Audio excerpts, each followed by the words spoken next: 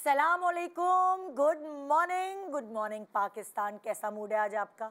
मैं बताती हूँ आपका मूड कैसा है। अगर आज आपके हस्बैंड ने आपको अच्छे से ग्रीट किया हो सुबह सुबह तो आपका मूड अच्छा होगा।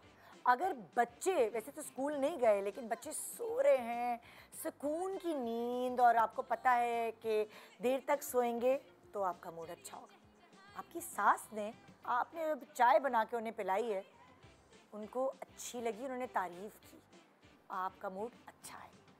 आपकी अम्मी का फ़ोन आया और आपकी अम्मी ने बताया कि उनके टेस्ट सारे क्लियर आए हैं, कोई मसला नहीं, अब्बू की तबीयत भी बहुत अच्छी है, वॉक पे जा रहे हैं, तो आपको लगेगा कि ये दिन, वाओ क्या दिन है, मज़ेदार दिन है, और दिन की शुरुआत ऑटोमेटिकली अच्छी हो जाएगी। उसकी एक रीज़न है कि हमारी जो चाबी है ना, या वो कहते हैं जैसे जादूगर की जान तोते में होती है, हमारी जान, चाहे वो आप हो, आपके हस्बैंड हो, आपके बच्चे हों, हम सब एक दूसरे से कनेक्टेड हैं, और हमारी जान उनकी खुशी में, उनकी सेहतयाबी में, उनकी कामयाबियों में होती है।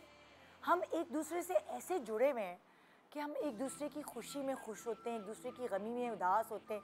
अगर एक दूसरे की मतलब आस पास वालों की तबीयत ख़राब हो जाए तो पूरा घर, एक अस्पताल में होता है ना बंदा, पूरा घर उदास और परेशान होता है। ये अल्लाह ताला ने बनाए ना जो रिश्ते, ये ऐसे ही हैं, और हम उनके साथ जीते जीते ये भूल जाते हैं कि जिस रब ने हमारे साथ रहने के लिए, ज़िंदगी इंजॉय करने के लिए वो रिश्ते भेजे हैं, वो वक्ती हैं, वो चले जाएंगे, वो नहीं रहेंगे। हम उनके प्यार, मोहब्बत, इमोशन में इतने क्लोज़ हो जाते हैं, और हमें ये पता भी होता है कि वो चले जाएंगे, और जब वो चले जाते हैं ना, तो ये एक ऐसा गम होता है जो कभी भर ही नहीं सकता। वरना कहते ना, अरे ये दुख ऐसा मरहम होता है, एक ऐसा वक्त आता है कि मरहम लग जाता है, आप भूल जाते हैं, मगर आपके अपनों का जाना हमेशा के लिए आपसे दूर, ये ऐसी चोट होती है जो कभी नहीं भरती। कभी कभार कहते ना, ज़ख़म पे नमक लगता है तो तकलीफ़ होती है। कभी कभार ज़िंदगी में कोई ऐसी खुशियाँ आती हैं, वो नमक की तरह होती हैं, आपके ज़ख्मों को और ज़्यादा ज़ख्मी कर देती हैं। आपकी खुशियाँ होती हैं, आपको वो लोग याद आने लगते हैं जो आपके साथ रहते थे, जिनकी वजह से वो खुशियाँ आई और वो नहीं हैं, वो ही नहीं देख सके। चाहे वो आपके वालिदैन हों, चाहे वो आपके स्पाउस हों, चाहे वो आपके बच्चे हों, या कोई भी ऐसा रिश्ता जिनके बगैर आप जीने का सोच भी नहीं सकते, मगर हमें जीना पड़ता है, हमें रोज़ जीना पड़ता है, हमें रोज़ वो वाले काम करने पड़ते हैं जो ज़िंदा रहने के लिए ज़रूरी हैं। तो आज हम अपने उन प्यारों को याद करेंगे। यहाँ कुछ लोग होंगे जो याद करेंगे, और वहाँ जब हम बात करेंगे तो आपके दिलों में भी उनकी यादें ताज़ा हो जाएंगी। तो इसमें कोई आर तो नहीं, जो आपके साथ, जिनके साथ आप उठे बैठे पले बड़े, खुशी गमी, अच्छा बुरा वक्त सब देखा, अब वो आप में नहीं। कभी कभार उनको याद करके तकलीफ़ नहीं, सुकून मिलता है। तो क्यों ना आज की सुबह हम वो सुकून तलाश करें। Good morning Pakistan.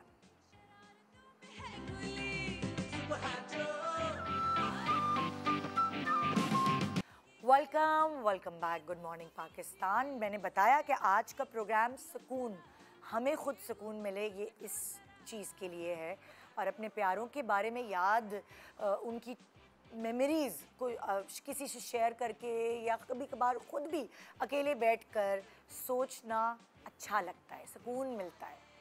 सो आज मेरे पास जो गेस्ट हैं, मैं उनका इंट्रोडक्शन कराना चाहूँगी। बड़े दिनों बाद मेरी मुलाकात हो रही है। मोहसिन अब्बास, अस्सलाम वालेकुम। वालेकुम अस्सलाम। मोहसिन अब्बास हैदर, कैसे हैं आप? मैं बिल्कुल ठीक हूँ। ठीक ठाक है? बिल्कुल ठीक। क्या चल रहा है? ड्रामे, जी होस्टिंग, सब कुछ माशाल्लाह। जो खुदा ने दिया हुआ है वो सब इस्तेमाल करने की कोशिश। माशाल्लाह। फिर मेरे साथ दूसरी तरफ है मैमूना कद्दूस। अस्सलाम वालेकुम। कद्दूस या कद्दूसी? कुदूस। सही बोला ना आज मैंने? पिछली दफ़ा ये मुझे कह के गई थी कि मैंने कद्दूसी बोल दिया था, तो कहेंगी जी सही याद था। शुक्र आपने वो मुकम्मल नहीं बोला। हाँ, मैंने इसलिए कंफर्म कर लिया कि कद्दूस सही बोला है ना। और मेरे साथ है ज़ैनब रज़ा। अस्सलाम वालेकुम। कैसी हैं आप? I'm good. How are you? मैं तो ठीक ठाक हूँ, मज़े में हूँ। तो आज एक बहुत प्यारा टॉपिक है, और ऑब्वियसली हर किसी की ज़िंदगी में कोई ना कोई तो ऐसा होता है जिससे आपकी इतनी कनेक्शन होती है और वो आपके साथ नहीं होता, मगर वो कनेक्शन टूटती नहीं फिर भी कभी भी। फॉर एग्ज़ाम्पल अगर मैं अपने आप से शुरू करूँ तो मेरी अम्मी जो बहुत अहमियत की हामिल मेरी ज़िंदगी में, हमेशा मेरी मेंटोर, मेरी आइडियल वो रही है, और वो अब चली गई, उनको 4-5 साल हो गए हैं, मगर फिर भी मैं कहीं भी फंसती हूँ, पहले फंसती थी तो फ़ोन कर लेती थी, अब फंसती हूँ तो फ्लैशबैक में जाती हूँ कि अगर वो होती तो मुझे क्या जवाब देती। तो मेरी कनेक्शन उनसे कभी ख़त्म ही नहीं हो सकती, उनकी यादों की वजह से मेरे अंदर वो कनेक्शन है, और मेरे हर बुरे वक्त, हर कठिन वक्त, मुश्किल वक्त में वो मशवरे अभी वो देने के लिए नहीं है, लेकिन मैं सोचती हूँ अच्छा मैं अपने बच्चों को कैसे हैंडल करूँ, उन्होंने मुझे कैसे हैंडल किया था, ओह वाओ ये तो मुझे मशवरा मिल गया। तो वहाँ से कनेक्शन मेरी दोबारा बन जाती है इनसे। प्लीज़ आप लोगों से भी मैं पूछना चाहूँ। इतना कुछ है कहने को। मेरे ख्याल में इस मौजू के लिए मैं एक बहुत मौजू इंसान हूँ क्योंकि मैंने इतना कुछ गंवा दिया है ज़िंदगी में कि रिश्तों की सूरत में कि जब मैं पलट के देखता हूँ तो being the only son I was the only one जिसको हर बार कब्र में उतरना होता था, और स्टार्टिंग फ्रॉम माय यंगेस्ट मामू till my father few months back. So वो जो कब्र में उतर के सबको दफना के और उनसे वो गुफ्तगू आखिरी करके उनको छोड़ कर आना है, और घर में सबसे छोटे हुए सबसे बड़ा होना, एक्ट करना है, ये लोग अक्सर कहा करते हैं कि मेरी पोस्ट या मेरे स्टेटसेस बहुत डिप्रेसिव या बहुत उदास होते हैं। सो मोहसिन नकवी साहब ने फरमाया था कि हमारी जान पे दोहरा अजाब है मोहसिन, के देखना ही नहीं हमको सोचना भी है। और जॉन कहा करते हैं कि खुश रहने के लिए बेहिसी दरकार है। सो जो थोड़े से हसास लोग होते हैं और फिर जिन्होंने मौत को इतने करीब से और अपनों को इतने करीब से देखा होता है, वो मेरे ख्याल में ऐसे ही हो जाते हैं जैसे हम हैं। सो आज उनको याद करना, जैसे आपने कहा कि उनकी कॉल आती थी और अब वो नंबर आपके फ़ोन पर अपेयर नहीं होता। सो जब मैं इनिशियली कराची आया 22 साल पहले, तो अम्मा दिन में 3-3 बार कॉल्स करती थी। तो मैं वो स्ट्रगल कर रहा हूँ, कभी किसी ऑफिस जा रहा हूँ, कभी कहीं जूतियाँ पटखा रहा हूँ और सड़कें नाप रहा हूँ और फाके चल रहे हैं और जो भी सारा सिलसिला। मैं ये क्लियर कर दूं कि ऐसा नहीं था कि फैमिली की तरफ से सपोर्ट नहीं थी, लेकिन मैं बस उस दौर में ज़रा हीरो बनना था ना कि मैं खुद करूँगा टाइप का। सो उस खुददारी में लौट। अब हुआ ये कि अम्मा जब वो 3-3 बार कॉल करती थी, तो एक दिन ऐसे ही मैं कहीं से निकला और मैं थोड़ा अच्छा नहीं था मूड, और वो रिजेक्शन और वो सब चल रहा था।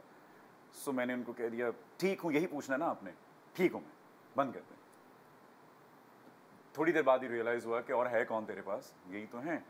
सो फिर मैंने उनको कॉल करके और मैंने उनसे माजरत की, और माएँ क्या ही कहती हैं, माएँ तो फिर हाँ, तो खुशी हो जाती है, फ़ोन आ गया। Exactly yes.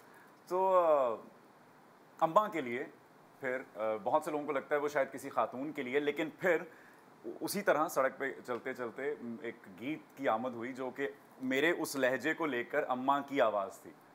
सजना क्यों मेरे नल रुखा रुखा बोलने, अखियां ने माणियां नू हंजुआं च रोलने, रुखा रुखा बोलने। सो ये मेरी अम्मा के लिए बेसिकली गाना था। और जो भी आपने जिक्र किया कि माएँ जाती नहीं है, वो हमारे साथ ही कहीं रह जाती हैं, तो मैं अक्सर कहा करता हूँ कि वो एक मेरा एक कथा था कि माँ मुझे छोड़ गई, ये आप भी रिलेट कर पाएंगे, आप लोग भी शायद, कि माँ मुझे छोड़ गई बीच रास्ते में, मगर आसमानों से उतरती हैं दुआएं अब तक, मैं भटकता हूँ मगर गुम नहीं होने पाता। सो आप भटक जाते हैं जब, तो वो इतनी दुआएं कर गई होती हैं हमारी अम्मियाँ हमारे लिए कि खोने की कोई वजह ही नहीं है। हाँ।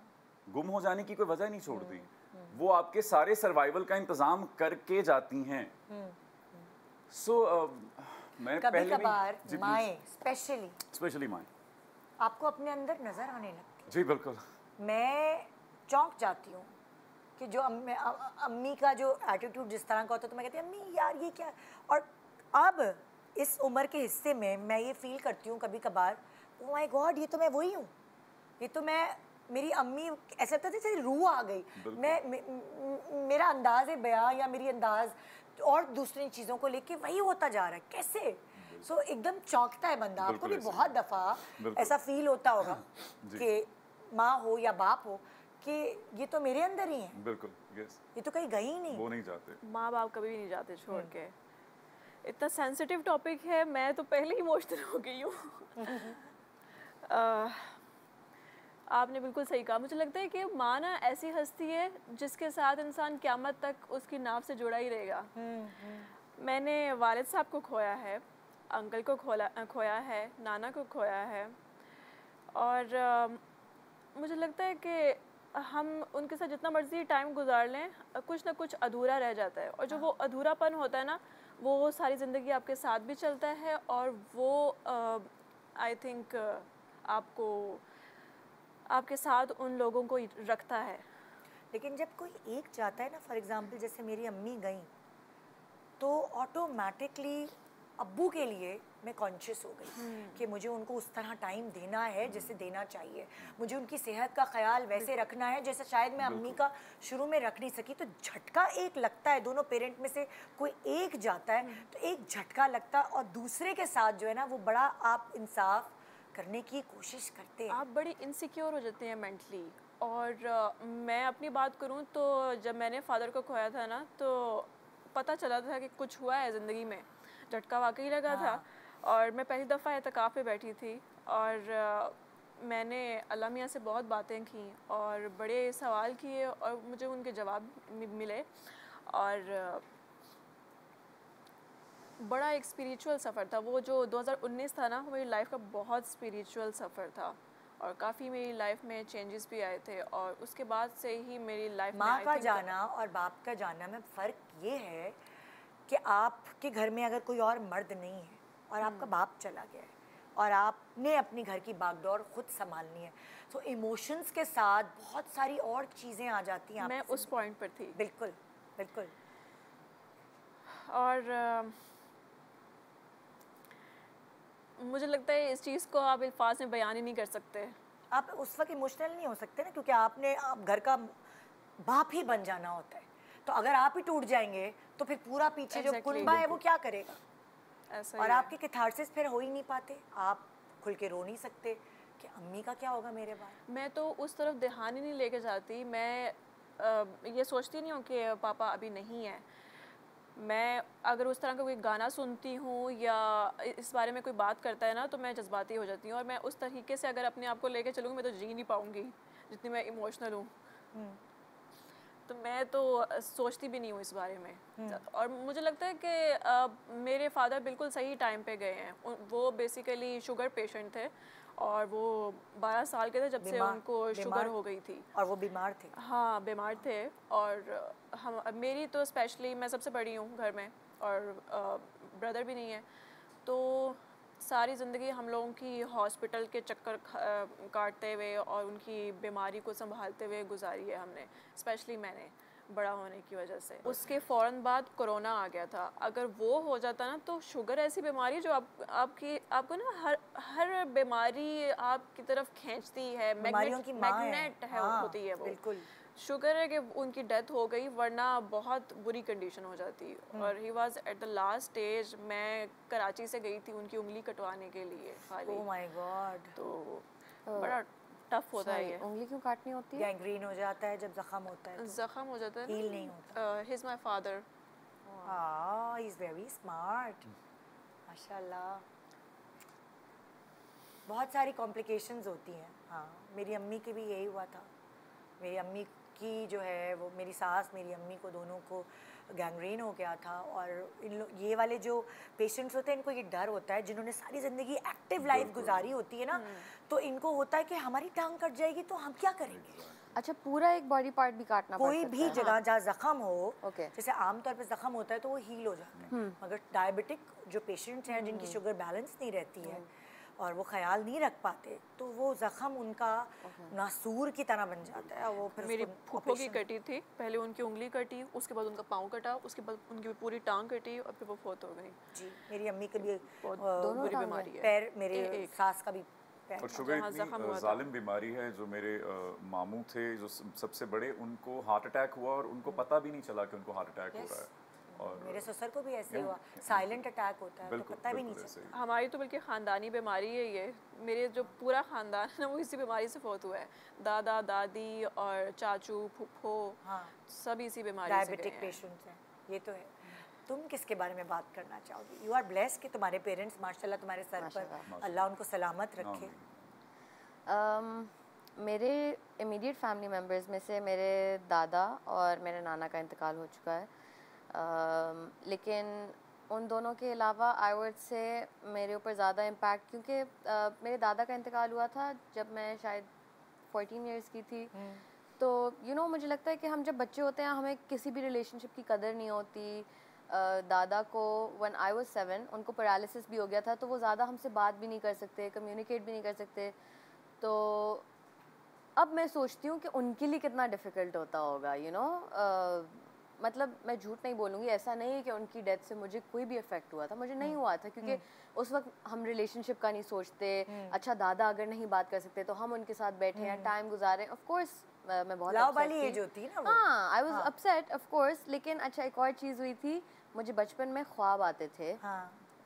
किसी की डेथ होने वाली होती थी या फैमिली में कुछ अच्छा होने वाला था तो मुझे पहले से ख्वाब आ जाता था। Oh my God. तो जब मेरी कज़न मुझे स्कूल से ब्रेक में पिक करने आई है कि हमें ज़ैनब को अर्ली ले जाने की ज़रूरत है, कुछ इमरजेंसी है, I told my best friend, मैंने कहा दादा की डेथ हो गई। कहती पागल ऐसे नहीं कहते। मैंने कहा मैं बता रही हूँ दादा की डेथ हो गई। I had a dream a few days back, I saw कि some family member is getting hurt. कहती नहीं नहीं नहीं। मैंने कहा मैं बता रही हूँ। अच्छा, मैं घर जा रही हूँ and I asked my cousin, मैंने कहा कि एवरीथिंग ओके? हाँ हाँ बस हॉस्पिटल जा रहे हैं। हम घर पहुँचे हैं, वाइट चादरें बिछी हैं, चांदी बिछी। मुझे रोना भी नहीं आया eight that time because I had already cried. जिस दिन मैं बुरे ख्वाब से उठी थी, मैंने मामा से पूछा था कि ये क्यों, why did I see this. तो that was the first time. उसके बाद इस तरह के बहुत सीरीज ऑफ इवेंट्स हुए। अच्छा, ये मेरे साथ भी हो चुका है। नानी की दफ़ा मुझे ख्वाब आया था और पापा की दफ़ा भी आया था। होता है कभी कभी कुछ लोगों का साइकिक इंट्यूशन होता है, मतलब उनका वैसे ही इंट्यूशन स्ट्रांग होता है, ज़रूरी नहीं कि ख्वाब आए, उनको एक फीलिंग आ जाती है। तो मुझे याद है मैं घर आई हूँ और उस वक्त तो मतलब मैं एक दफ़ा पहले ऑलरेडी रो चुकी थी, मैं यहाँ एंटिसिपेट कर चुकी थी। बाबा को एक दफ़ा जब मैं गले मिली तो फिर मैं रोई थी। लेकिन मुझे लगा है कि मुझे दादा के इंतकाल का उस वक्त बचपन में उस तरह इफेक्ट नहीं हुआ, लेकिन अब मैं सोचती हूँ कि मैं उनके साथ टाइम स्पेंड कर लेती, मैं ये कर लेती, मैं वो कर लेती। थोड़ी मैच्योरिटी आती है ना, तो फिर आपको रिश्तों की समझ भी आती है, आप इमोशनली भी मैच्योर होते हैं। हाँ, फैमिली में सब की। नाना का जो इंतकाल हुआ, नाना बचपन से जब से मुझे याद है अमेरिका में रहते थे, उनसे कभी उस तरह से टाइम स्पेंड करने को नहीं मिला। हालांकि he was very fit, very smart, very handsome, everything. उनके वो स्मार्टफोन वाले नाना भी थे, आजकल तो बहुत सारे नाना दादा अम्मा अब्बा नहीं होते स्मार्टफोन वाले, तो नाना के साथ भी मेरी कभी वो वाली रिलेशनशिप नहीं थी। ऑब्वियसली इंतकाल होता है, अफसोस होता है। अच्छा, मुझे मेरी फैमिली ने बताया भी नहीं क्योंकि मैं कराची में थी, तो उन्होंने मुझे जनाजे का नहीं, मुझे ये पता चला कि इंतकाल हो चुका है, मुझे जनाजे का नहीं पता चला कि वो लोग सारे इस्लामाबाद में कुछ करें, क्योंकि बॉडी तो आई डोंट थिंक यहाँ पे आई थी। तो एक उसका भी मुझे इस तरह इफ़ेक्ट नहीं हुआ। लेकिन दो चीज़ों का जिनका मुझे इफ़ेक्ट हुआ actually is one of my best friends, he committed suicide, yes, at the age of 18। एक वो, एंड अभी very recently my pet cat passed away, तो that I was very sad about obviously। लेकिन एक again मैं लाहौर में नहीं रहती हूँ, मेरी फैमिली के साथ होती थी, but my best friend I think उसका मुझे इतना ज़्यादा इफेक्ट हुआ कि आई डेंट इवन रियलाइज उस वक्त कि मुझे हो क्या रहा है। वो सिंगापुर में रहता था, he was serving in the national service, और वहाँ पे एक रूल होता है कि आफ्टर द एज ऑफ 18 या तो आपको नेशनल सर्विस में सर्व करना है या एक बहुत हैवी फाइन पे करना होता है, जो even a lot of rich people they don't pay that. तो उसके वालिद सर्व कर चुके थे, उसका बड़ा भाई कर चुका था, ही न्यू के ऑप्शन नहीं है। खैर वो वहाँ पे इवन जाने से पहले वो पाकिस्तान में ना उसको थोड़ा सा डिप्रेशन का होता था कि आई एम डिप्रेस्ड, और उस वक्त हम समझते नहीं थे। I am talking about now I will be 27, तो दिस इज़ 9 years बैक। तो उस वक्त हम इस चीज़ को नहीं समझते थे, डिप्रेशन लाइक ठीक है समझ आती थी, लेकिन कभी किसी चीज़ को एक्सक्यूज़ लग सकती है, लाइक कभी कुछ नहीं समझ आता, सीरियस नहीं लेते थे, और तब मेंटल हेल्थ इतनी बहाने कर रहा है या कर नहीं, या बहाने नहीं भी अच्छा आई एम डिप्रेस्ड, चलो ड्राइव पे चलें, क्या मतलब आई एम डिप्रेस्ड, मतलब नहीं भी समझ आती। जिस तरह आजकल भी लोग बहुत विक्टिम ब्लेम करते हैं कि ये क्या, अच्छा ये डिप्रेस्ड है तो वाई इज ही स्माइलिंग, या कुछ भी इस तरह की बात तो खैर मुझे नहीं भी समझ आती थी ये बात। तो when he passed away that night, my cousin was friends with his older brother. She called me and कहती है कि ज़ैनब हमें आहद नहीं मिल रहा, find him. मैंने कहा it's a Saturday night, वो सिंगापुर में, उसको अपनी ज़िंदगी, let him live. ज़ैनब नहीं मिल रहा. मैंने कहा अच्छा. मैंने उसे कॉल्स की, वो कॉल्स नहीं उठा रहा. This is weird. वो किसी कॉल उठाया नहीं उठाया, वो मेरी कॉल उठाता था. अच्छा अब मैंने कहा पता नहीं क्या है, कर लेगा call. But I have a bad feeling at this point क्योंकि मेरा इंट्यूशन स्ट्रांग था. एक ब्रेक के बाद मैं इसको कंप्लीट करूंगी. छोटे से ब्रेक के बाद रहिए हमारे साथ. Good morning Pakistan.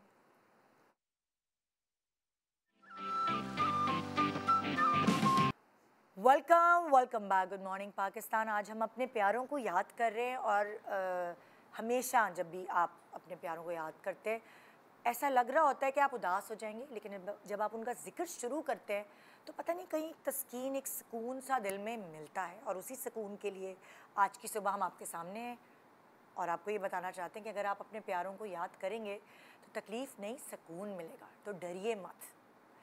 तो ज़ैनब तुम मुझे बताई थी अपने बेस्ट फ्रेंड के बारे में जिसने सुसाइड की थी और वो चल रही थी प्रोसेस कि तुम सब ढूंढ रहे थे और तुमने कहा कि तुम्हारी भी कॉल वो नहीं उठा. तो वो कॉल नहीं उठा रहा. तो अब मुझे बैड फीलिंग आई तो आई आस्क्ड माय फ्रेंड्स. मैंने कहा गाइस पिक मी अप, हम आहद के घर जाके देखते हैं. उसका भाई भी होगा, उसकी अम्मा भी होंगी, तो देखते हैं क्या. वो पाकिस्तान में था, उसकी फैमिली यहाँ पे थी. अच्छा. तो मैंने कहा उसके घर जाके देखते हैं ना, क्योंकि फ़ोन पे तो कोई कुछ सही से बता नहीं रहा. अब हम उसके घर पे पहुँचे तो उसकी अम्मा निकल चुकी है ऑलरेडी सिंगापुर के लिए और उसका भाई वहाँ पे है. एंड मतलब मुझे लग रहा था कि उनको पता है फॉर श्योर कि उसकी डेथ हो गई, लेकिन मैं शायद मानने को तैयार नहीं थी या मैंने समझा नहीं उस बात को. मुझे नहीं पता वो क्या था, आई डोंट रिमेंबर. तो खैर पूरी रात हम वहाँ पे बैठे हैं. वो मैंने कहा हुआ क्या है. उसका भाई कहता है कि मुझे कॉल आई है कि to identify his social security number, कि हमें एक बॉडी मिली है, आइडेंटिफाई करें. मतलब आई थिंक कि ही वाज श्योर कि इट वाज आहद, लेकिन I wasn't ready to believe it. मैंने कहा हो ही नहीं सकता. खैर पूरी रात मैं वहीं पे थी. आई थिंक सुबह के 4-5 बजे के करीब एक एम्बुलेंस घर के अंदर रिवर्स हुई है. अच्छा उससे पहले मैंने उसकी अम्मा को टेक्स्ट किया कि आंटी क्या हो रहा है. तो कहती हैं I am bringing your Ahad back. मैंने कहा चलो गुड. अब एक माँ लेकिन क्या बोलेगी ना, ये तो नहीं बोलेगी कि मैं उसकी मतलब बॉडी लेकर आ रही हूँ. तो एम्बुलेंस रिवर्स हुई है, उसके अंदर से एक क्या कहते हैं मतलब बॉडी निकली है, उसमें कफन के अंदर है. वो आई है, उन्होंने रखा है. मैंने कहा मुझे शक्ल दिखाएंगे, आहद नहीं हो सकता. उन्होंने कहा बेटा उसको बहुत बुरी इंजरीज हैं हेड पे, हम नहीं दिखा सकते. मैंने कहा नहीं मैं तो मान ही नहीं सकती क्योंकि ये हो ही नहीं सकता. और मैं उसको कॉल पे कॉल कर रही हूँ, उसको कॉल नहीं मिल रही है और आंटी कह रही बेटा मेरे पास उसका फ़ोन है, दिस इज़ आहद. मैं मानने को तैयार ही नहीं हूँ.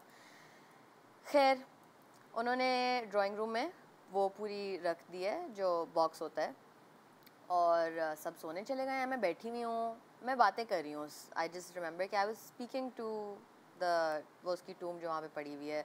मैं बातें कर रही हूँ, मैं गिला कर रही हूँ, ये क्या तरीका है, ये तो नहीं करते. मैं चीखें भी मार रही हूँ उस पर हेलो. मतलब मैं आई थिंक मैं उसके ऊपर सर रख के सो गई.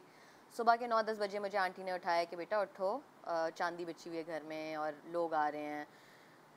और मैं इस सारे प्रोसेस के थ्रू डिनाइल में हूँ. मतलब मैं एज अ पार्ट भी प्ले कर रही हूँ उस जनाजे का, हर चीज़ कर रही हूँ, लोगों को सर्व कर रही हूँ, जो भी सारी चीज़ें ज़रूरी हैं वो कर रही हूँ. But I was in denial. And I think ये एक ऐसा जनाजा था जिस आई हैव नेवर, मुझे पता भी नहीं था आहद के कितने दोस्त हैं. इतने ज़्यादा बच्चे थे उस जनाजे पे कि पूरी कॉलोनी बच्चों से भरी. और ये नहीं पता चला लाइक उसने सुसाइड क्यों की थी. At that time I think his parents did not want to tell anyone. They said कि उसको क्या हुआ है, क्या वर्ड होता है, मतलब हेड इंजरी के कुछ सीजर, आई डोंट रिमेंबर क्या वर्ड होता है, brain haemorrhage. At first they said कि ब्रेन हेमरेज हुई है. उन्होंने सुसाइड कमिट करने का नहीं बताया. फिर बहुत बाद में लोगों ने अजीब अजीब बातें मैसेज करना शुरू की. Oh did you know Ahad passed away because this. अजीब बातें ना, कुछ भी बना के कि उसने तो इसलिए, उसका तो ये इसलिए डेथ हुई है. तो फिर जब बहुत बातें बनना शुरू हुई तब उसकी फैमिली ने एक्चुअली, बिकॉज एक शेम्ड टॉपिक भी है ना सुसाइड कमिट करना, तो छुपाते हैं लोग. हाँ, और even in our society even now it's very frowned upon. And I know, if I am not wrong, इस्लाम में इट्स हराम to take your own life, है ना. लेकिन उसके अगेंस्ट एक स्टिग्मा बनाना and not to understand mental health. Ahad was depressed, he was chronically severely depressed for years before he committed suicide. You know, even serving in the national service, वहाँ पे भी एक डिप्रेसिव सा एनवायरनमेंट होता है. And you know, हम कह नहीं सकते एग्जैक्टली क्या सारी रीजंस थी. बट बहुत बाद में जाके मेरा और राहत का एक और बेस्ट फ्रेंड होता था मोहम्मद अली, जब वो पाकिस्तान वापस आया है तो व्हेन आई सॉ हिम तब I think finally I saw Ahad, I saw Muhammad Ali and I cried and उस पूरे टाइम में मैंने अपने सारे दोस्तों को पुश अवे कर दिया क्योंकि मेरी एक एक्सपेक्टेशन थी कि सब लोग मुझे कोई ना कोई दोस्त मुझे हर रोज़ ग्रेवयार्ड लेके जाए, मेरे साथ जाए। कोई नहीं जाता था, मैं अकेले चली जाती थी। दिन हो रात हो लोग कहते थे नहीं ऐसे नहीं करते, ये नहीं करते, वो नहीं करते। आई जस्ट न्यू कि मुझे वहाँ पे होना है, उससे बात करनी उसी है, से सुकून मिलता था। हाँ, और बहुत बाद में जाके आई रियलाइज कि अच्छा this is I was in denial और उसकी शक्ल नहीं देखी। हाँ, मैं इस तरह मैंने उसकी शक्ल नहीं कभी देखी, मुझे क्लोजर नहीं मिला। ये मेरा अपना तरीका था ग्रीव करने का। तो ये एक ऐसी इस चीज़ ने तुम्हें हिट किया। This was the one thing that hit me more than किसी फैमिली मेंबर का। आपकी अम्मी को क्या हुआ था? लाइक अम्मी को हार्ट अटैक हुआ था। आई स्टिल रिमेंबर, हम अवार्ड्स हम होस्ट कर रहे थे, मैं अनुषे और सारी इंडस्ट्री, हम दुबई थे उन दिनों में, और अम्मा की तबीयत पीछे ख़राब ही थी। और जब मैं लौटा और उसके अगले ही रोज़, सो वो ऐसा था कि जैसे वो इंतज़ार में थी कि मैं आ जाऊं तो वो जाएं। सो जो अम्मा के बारे में कहा जाता है मुझे लेके, बीइंग द ओनली सन, वो ये कहा जाता था कि वो आशिक थी मेरी। वो सिर्फ माँ नहीं थी। वैसे भी माँओं की जान बेटों में होती है। बिल्कुल। और फिर वो मन्नतों मुरादों वाला बच्चा, और फिर इस तरह से, और वो उनके ज़िंदगी में और कोई मसरूफियत थी नहीं। वो तस्बीह करती थी मेरे नाम की। ये मैंने उनके बारे में सुना है बाकी लोगों से कि उनके पास और कुछ नहीं था मेरे सिवा। So when I came back तो मेरी गोद में यूं मैं था और यूं सामने अम्मा थी, उस तरफ उनका चेहरा था। और जब उनको अटैक हुआ है, सो मैं उस वक्त उनको संभालते हुए अल्लाह से भी लड़ रहा था। और वो शायद आखिरी बार था, या शायद इसके बाद फिर मैं बेटी के लिए थोड़ा सा लड़ा था जब बेटी की डेथ हुई थी। लेकिन जब अम्मा की डेथ हुई थी तो मैं अल्लाह से बहुत लड़ा था। मैं बहुत बुरे तरीके से लड़ा था। मैंने कहा ये ना करें यार, ये ना, क्योंकि मैं उसके लिए कभी तैयार नहीं था। मुझे ऐसा लगता है कि शायद मेरे पास वो एक रिश्ता बच जाता तो मुझे और किसी की ज़रूरत भी नहीं थी। सो आई स्टिल रिमेंबर अम्मा का वो लुक जो आखिरी था ना, जब मैं लड़ रहा था, मैं बहुत चिल्ला रहा था और मैं रो रहा था और मैं आपे से बाहर था, तो अम्मा ने पलट कर ना बस एक बार यूँ मुझे देखा था, जिस उस लुक में था कि नहीं अब नहीं। उसके बाद से चुप हो जाने से चुप लग जाने तक का सफ़र मैंने तय किया। उसके बाद नहीं फिर कुछ हुआ। और फिर वो जो अभी हम जिक्र कर रहे थे कि जो जिम्मेदारियां होती हैं ना, जो आपको रोने नहीं देती, जो देखें कितनी बनेगी, कब्र खुद गई है, वो तख्ता आ गया है, वो ये हो गया, वो सारी जिम्मेदारियां आपको भुला देती हैं कि आपने अपने प्यारों को रोना है।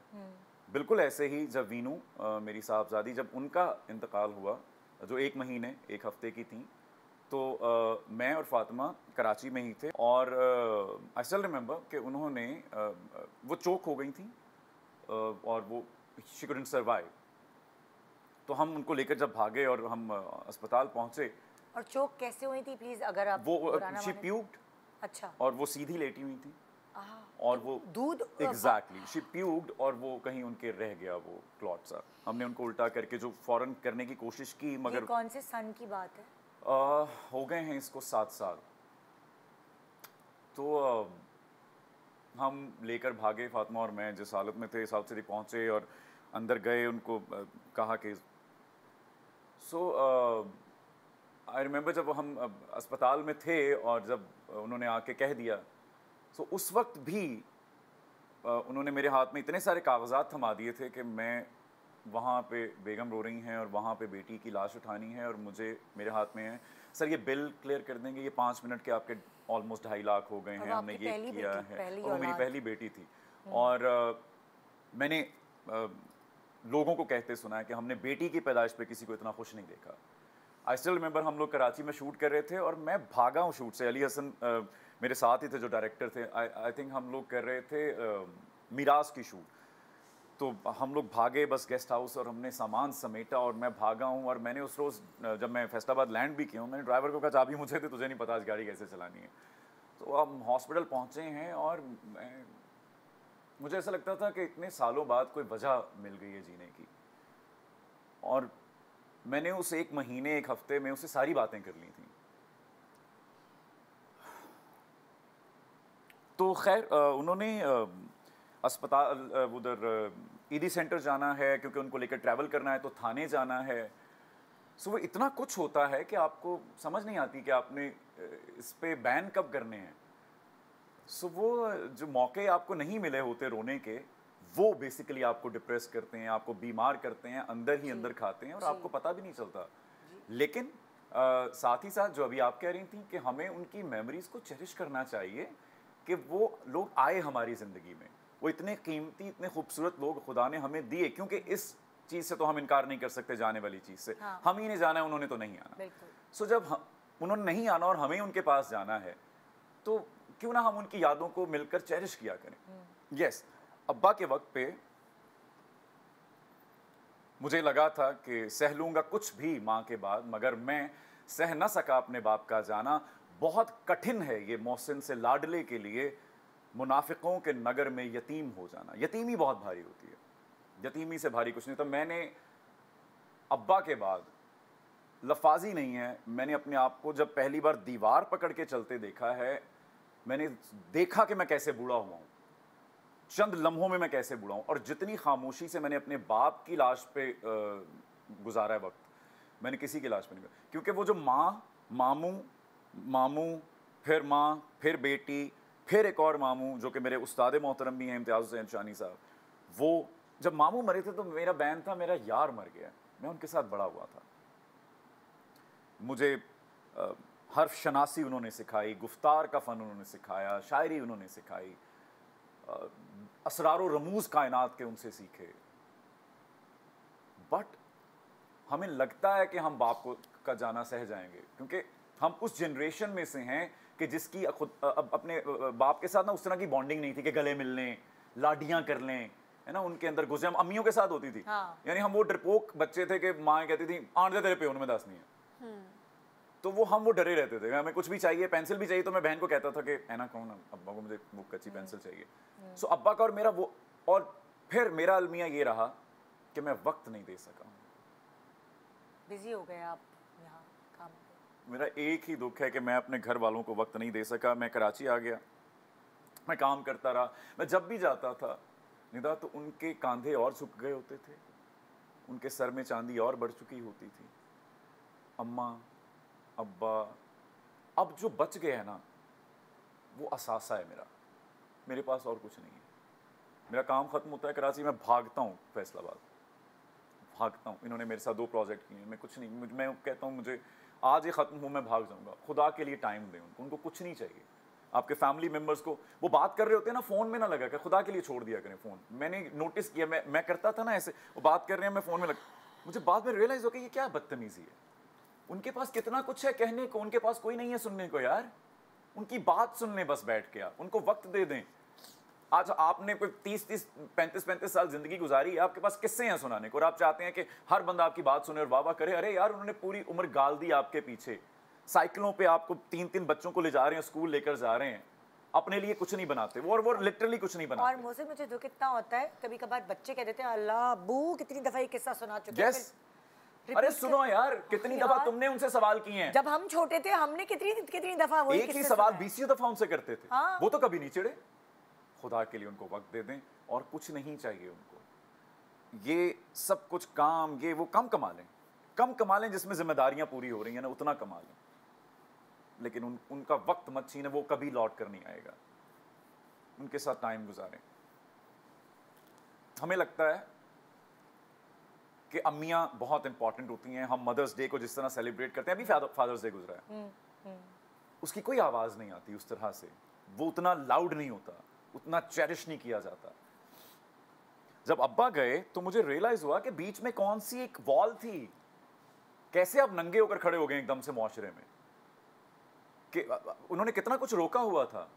और फिर हमारे यहाँ वो जो एक बाप की पग बेटे के सर पे आती है जब, तो वो जो रस्म है पूरी, वो बहुत तकलीफ दे, वो दिल चीर देती है आपका। आप एक्सपेक्ट ही नहीं कर पाते कि, और एक बेटी होते हुए जब आपको वो पग पहना दी जाए, तो हम फॉर ग्रांटेड लेते हैं बेसिकली इन रिश्तों को, जब तक वो हमें मैसर होते हैं। हम उस हर रिश्ते को फॉर ग्रांटेड लेते हैं। जब वो चले जाते हैं तो हमें एहसास होता है कि ये लोग कितने इंपॉर्टेंट थे और इन लोगों ने हमारे लिए क्या क्या कुछ किया होता है। माँ नहीं मरनी चाहिए, किसी की भी नहीं मरनी चाहिए, दुश्मन की भी नहीं मरनी चाहिए, किसी की भी माँ तो नहीं मरनी चाहिए।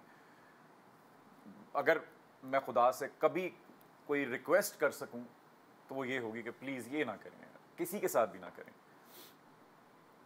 लेकिन बाप की इंपॉर्टेंस आपको तब तक नहीं पता चलती जब तक वो नहीं जाते। अब जब मेरी उनसे दोस्ती होना शुरू हुई थी, जब वो झिझक खत्म हुई थी कि अब जब वो कहते थे हाँ भाईजान पहुंच गए, आप कराची पहुंच गए हैं, ये अब जब हम जफ्फियाँ डालना शुरू हुए थे, तब मैं एक दिन जिम से आया हूँ और मेरे कज़न हैं, मेरे बहनोई भी हैं, उनका फ़ोन आया कि काके फ़ौरन पहुँच, अब्बा अनकॉन्शियस हैं। मैं पहुँचा हूँ तो वो उनको वो CPR दे रहे हैं और वो 1122 सब वो जो भी वो कर रहे हैं आपको अपनी अपनी कोशिशें। और अब वो क्योंकि मुझे पहचान गया तो उसने इनकार करने से पहले एक बार और मुझे देख के करना शुरू कर दिया कि शायद, मगर वो he couldn't survive। इवन अम्मा की बार भी ऐसा ही हुआ कि वो जो डॉक्टर थे वो मुझे कह नहीं पा रहे थे कि शी इज़ नो मोर। उसने आके मुझे वो दिखाया, वो उसने वो मशीन से निकाल के उसने कहा मोहसिन भाई। सो कब्रिस्तानों से दोस्तियां हो जाती हैं आपकी। मैं अभी ईद गदीर गुजरी तो मैं इवन फादर्स डे पे भी कब्रिस्तान जब गया अब्बा को विश करने, तो वो जो फूलों वाला है निदा वहां पर बैठा, वो मुझे बचपन से देख रहा है। वो जिन लोगों के साथ आते देखता था मुझे, मेरे अम्मा के साथ, अब्बा के साथ, मामू, अब वो सब उस जगह पर हैं और वो मुझे देख के वो उसका दिल भरा है, कहता है कल ले आएगा कोई। उसने उन सब लोगों को, इतनी रौनक हो गई है कब्रिस्तान में अब कि अब उन सब से मिलने के लिए वहाँ जाना पड़ता है। आप कब्रिस्तान में जाते हैं, इधर जाते हैं, फिर उधर जाते हैं, फिर उधर जाते हैं, पूरा चक्कर लगाते हैं, तो आपको कोई अब, तो फिर आपको कब्रिस्तानों से क्यों कोफ होगी, क्यों उलझन होगी। मैं अम्मा के पास उनके सराने जाके रात के 1-1, 2-2 बजे तक सोया रहता था, पड़ा रहता था, उनसे बातें करता रहता था। सो वो सारे डिप्रेशन, वो सारे गम, और बात लंबी होगी माजरा, लेकिन मुझे ऐसा लगता है कि कुछ घाव ऐसे होते हैं कि जो आप चाहते हैं कि ना भरें। ये वो घाव हैं जिनमें से लगता है कि रिश्ता रहना चाहिए, खून ये ताज़ा रहना चाहिए। जब मैं अम्मा के बाद पहली बार हंसा था ना निदा, मुझे याद है हम मुज़ाकरात के सेट पर थे, मैंने कहकहा लगाकर जब हंसा पहली बार अम्मा के बाद, ब्रेक हुआ, मैं वॉशरूम गया, मैंने शीशे में देखा खुद को और मैंने लिटरली लानत मलामत की खुद को कि तू हंसा है आज, तू उस औरत के बाद कहकहे लगा के हंस रहा है जो तेरे लिए त्याग बैठी सब कुछ और तू भूल गया।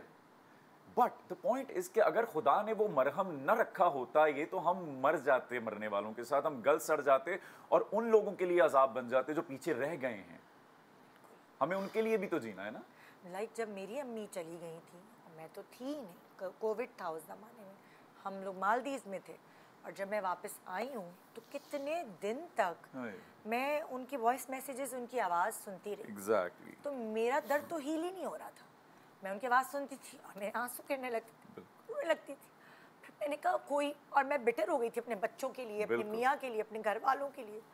तो मैंने कहा मैं क्या करूँ, कैसे हील करूँ, कि दर्द कैसे ख़त्म होगा। फिर मैंने अपने आप से खुद बात की और मैंने उनके मैसेजेस सुनना बंद किए कि जो और पीछे लोग हैं, मेरी बहनें हैं, मेरे रिश्तेदार हैं, उनके लिए मुझे वैसे ही होना है। और फिर मैंने आहिस्ता आहिस्ता वो चीज़ें, अब कभी भी वो वॉइस मैसेजेस मैंने डिलीट नहीं किए, वो हैं, पर मैं सुनने की हिम्मत नहीं कर सकती उसको। नहीं होती। मैं जब छोड़कर ये अब्बा के बाद जब मैं कराची आ रहा था तो मैं बाय रोड ट्रैवल करता हूँ, मैंने रास्ते में 1-2 बार कोशिश की कि मैं उनको याद कर लूँ। मैंने याद किया, मुझे इतना बुरा एंग्जाइटी अटैक हुआ कि मुझे रियलाइज़ हुआ कि मैं नहीं कर सकता अब उनको याद। अगर मैं उन मेमोरीज़ में वापस गया तो मैं बीमार हो जाऊंगा। और ये जो बच्चे लुकअप कर रहे हैं, मेरा बेटा है, मेरे भांजे भांजी हैं, वो आइडियलाइज़ कर रहे हैं, मैं कैसे इनको वो शख्स दे पाऊंगा जिसको ये देखना चाहते हैं, मजबूत देखना चाहते हैं। छोटा सा ब्रेक के बाद हम वापस आएंगे और उस टॉपिक के ऊपर बात करना भी ज़रूरी है। जैसे हमारे बच्चे छोटे होते हैं, जैसे तुम कह रही थी, उनको नहीं पता चलता, लेकिन जैसे जैसे वो बड़े होते हैं फिर वो इमोशनल इंटेलिजेंस जो है वो उनके अंदर जब पैदा होती है फिर उनको पता चलता है। तो जैसे जैसे आप बड़े होते हैं ना, आपको अपने माँ बाप की तकलीफ़ और ज़्यादा होती है। छोटे से ब्रेक के बाद रहिए हमारे साथ। Good morning Pakistan.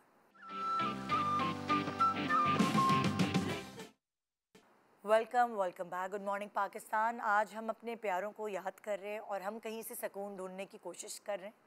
सो आप भी मत डरें, आप भी याद कर सकते हैं उन प्यारों को। और मैं भी ब्रेक पे जाने से पहले ये बात कर रही थी कि जब हम छोटे थे, जब दादा की डेथ हुई या दादी की डेथ हुई, उस वक्त क्या होता था कि मुझे अच्छे से याद है आज भी वो दिन कि दादी की डेथ हुई है ना, तो हमें उस वक्त उतना फील नहीं हो रहा, लेकिन हमारे कजन्स हैं ना साथ, तो कौन ज़्यादा रोएगा।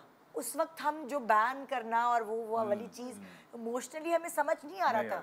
6 साल 8 साल की क्या उम्रें होती है, पता भी नहीं होता कि गम क्या होता है। उस वक्त तो दुख यही लगता है कि मुझे मेरी टॉफ़ी किसी ने खा ली, या मेरा मैं पढ़ाई में पीछे रह गई या रह गया, तो वो पढ़ाई का किसी को दुख नहीं होता, तो इन द सेंस के नंबर अच्छे नहीं आए, वो वाली चीज़ नहीं हुई, तो उस वक्त तो इन दुखों का पता ही नहीं होता। बिल्कुल। जैसे जैसे आप बड़े होते हैं। हाँ, उस टाइम में मैंने अपने दादा को खोया और अपने चाचू को खोया था। मुझे कोई फ़र्क नहीं पड़ा था उस तरह से, क्योंकि पता ही नहीं था उन चीज़ों का। पहले चाचू फोत हुए, अब सारा दिन हमने गुजार लिया। मेरा कज़न आया, मैं उसके साथ खेली और सारा दिन मैं इतनी शरारती होती थी। देखो जब इंतकाल होता है किसी के घर में, तो सारे बच्चे नहीं कैसे भाग रहे होते इधर से उधर, खेल रहे होते हैं। बच्चों के लिए तो वो एक गेट टुगेदर होता है ना, कि अब सारे रिश्तेदार आएंगे, कजन्स आएंगे। लेकिन पता है क्या, इट डिपेंड्स। अब वन ऑफ माय फ्रेंड्स, वो अपनी दादी के साथ था इतना क्लोज कि जब इंतकाल हुआ है उसके लिए बहुत हैवी था, बचपन से। देखो जो बच्चे दादी के साथ सोते हैं, Yes. ठीक है, दादी ने उनको पाला है, और वो इंटरेक्शन जब होती है, सो फिर एक उदासी हो जाती है। हम लोग उस वक्त पकड़ पकड़ाई खेल रहे थे। अब जब मैं घर गई हूँ ना, तो पापा, ये तुम्हारी किसकी डेथ हुई थी जब? चाचू की डेथ हुई। अच्छा। तो मुझे सारा दिन कुछ फर्क नहीं पड़ा। मैं किसी के ना बूढ़े से आदमी के दांत गिर गए थे, मैं दांत लगा के घूम रही थी और डरा रही थी। हाँ। तो मैं जब घर गई हूँ तो पापा क्योंकि अपने छोटे भाई को दफना के आए थे, तो वो इमोशनल हुए थे, वो रो रहे थे मेरे सामने ना। फिर तुम्हें कुछ हुआ होगा। उसके बाद मेरे दिमाग में जो वो चीज़ चढ़ी है, उसके बाद मुझे उल्टियाँ, रोने नहीं ख़त्म हो रहे मेरे में, तो फिर पागल हो गई। क्योंकि वो अब अब्बा से क्लोजनेस थी ना, तो जब आपका कोई अपना दुखी होता है ना, तो तकलीफ होती है। वो जब याद कर रहे थे ना अपने भाई को और जो बातें कर रहे थे, उसके बाद जो मैं डिप्रेशन में गई, मुझे कितने दिन वो चीज़ भूल ही नहीं रही थी। और मैं उस रात में सही में रोई भी हूँ और मेरे सर में दर्द शुरू हो गया, मैं उल्टियाँ वॉमिट करने शुरू हो गई, मेरी तबीयत ख़राब हो गई। फिर पापा चुप हो गए। उसके बाद मुझे लगता है कि पापा ने शायद कोई जज्बाती बात की ही नहीं मेरे से। और हमारा भी ऐसा ही था, हम भी डरते थे पापा से, इतने क्लोज नहीं थे, तो हमारा कभी वो बॉन्ड बन ही नहीं सका। और इसी चीज़ की शायद सारी ज़िंदगी के लिए कमी भी रह गई है। और मैं कहना चाहती हूँ उन फादर्स से जो अभी ज़िंदा हैं, अपने बच्चों के साथ हैं, कि वो अपने बच्चों के साथ दोस्त बन के रहें और अपने बॉन्ड्स को स्ट्रॉन्ग रखें। हमारी तरह नहीं कि मतलब आप कुछ भी कहते हुए डर रहे हैं फादर से, उस तरह की बॉन्डिंग नहीं थी हमारी, तो हम लोग भी डिस्टेंस से रहे। फादर और स्पेशली बेटियों का बॉन्ड बनाने में ना, माओं का बहुत बड़ा हाथ होता है, या बेटों का भी।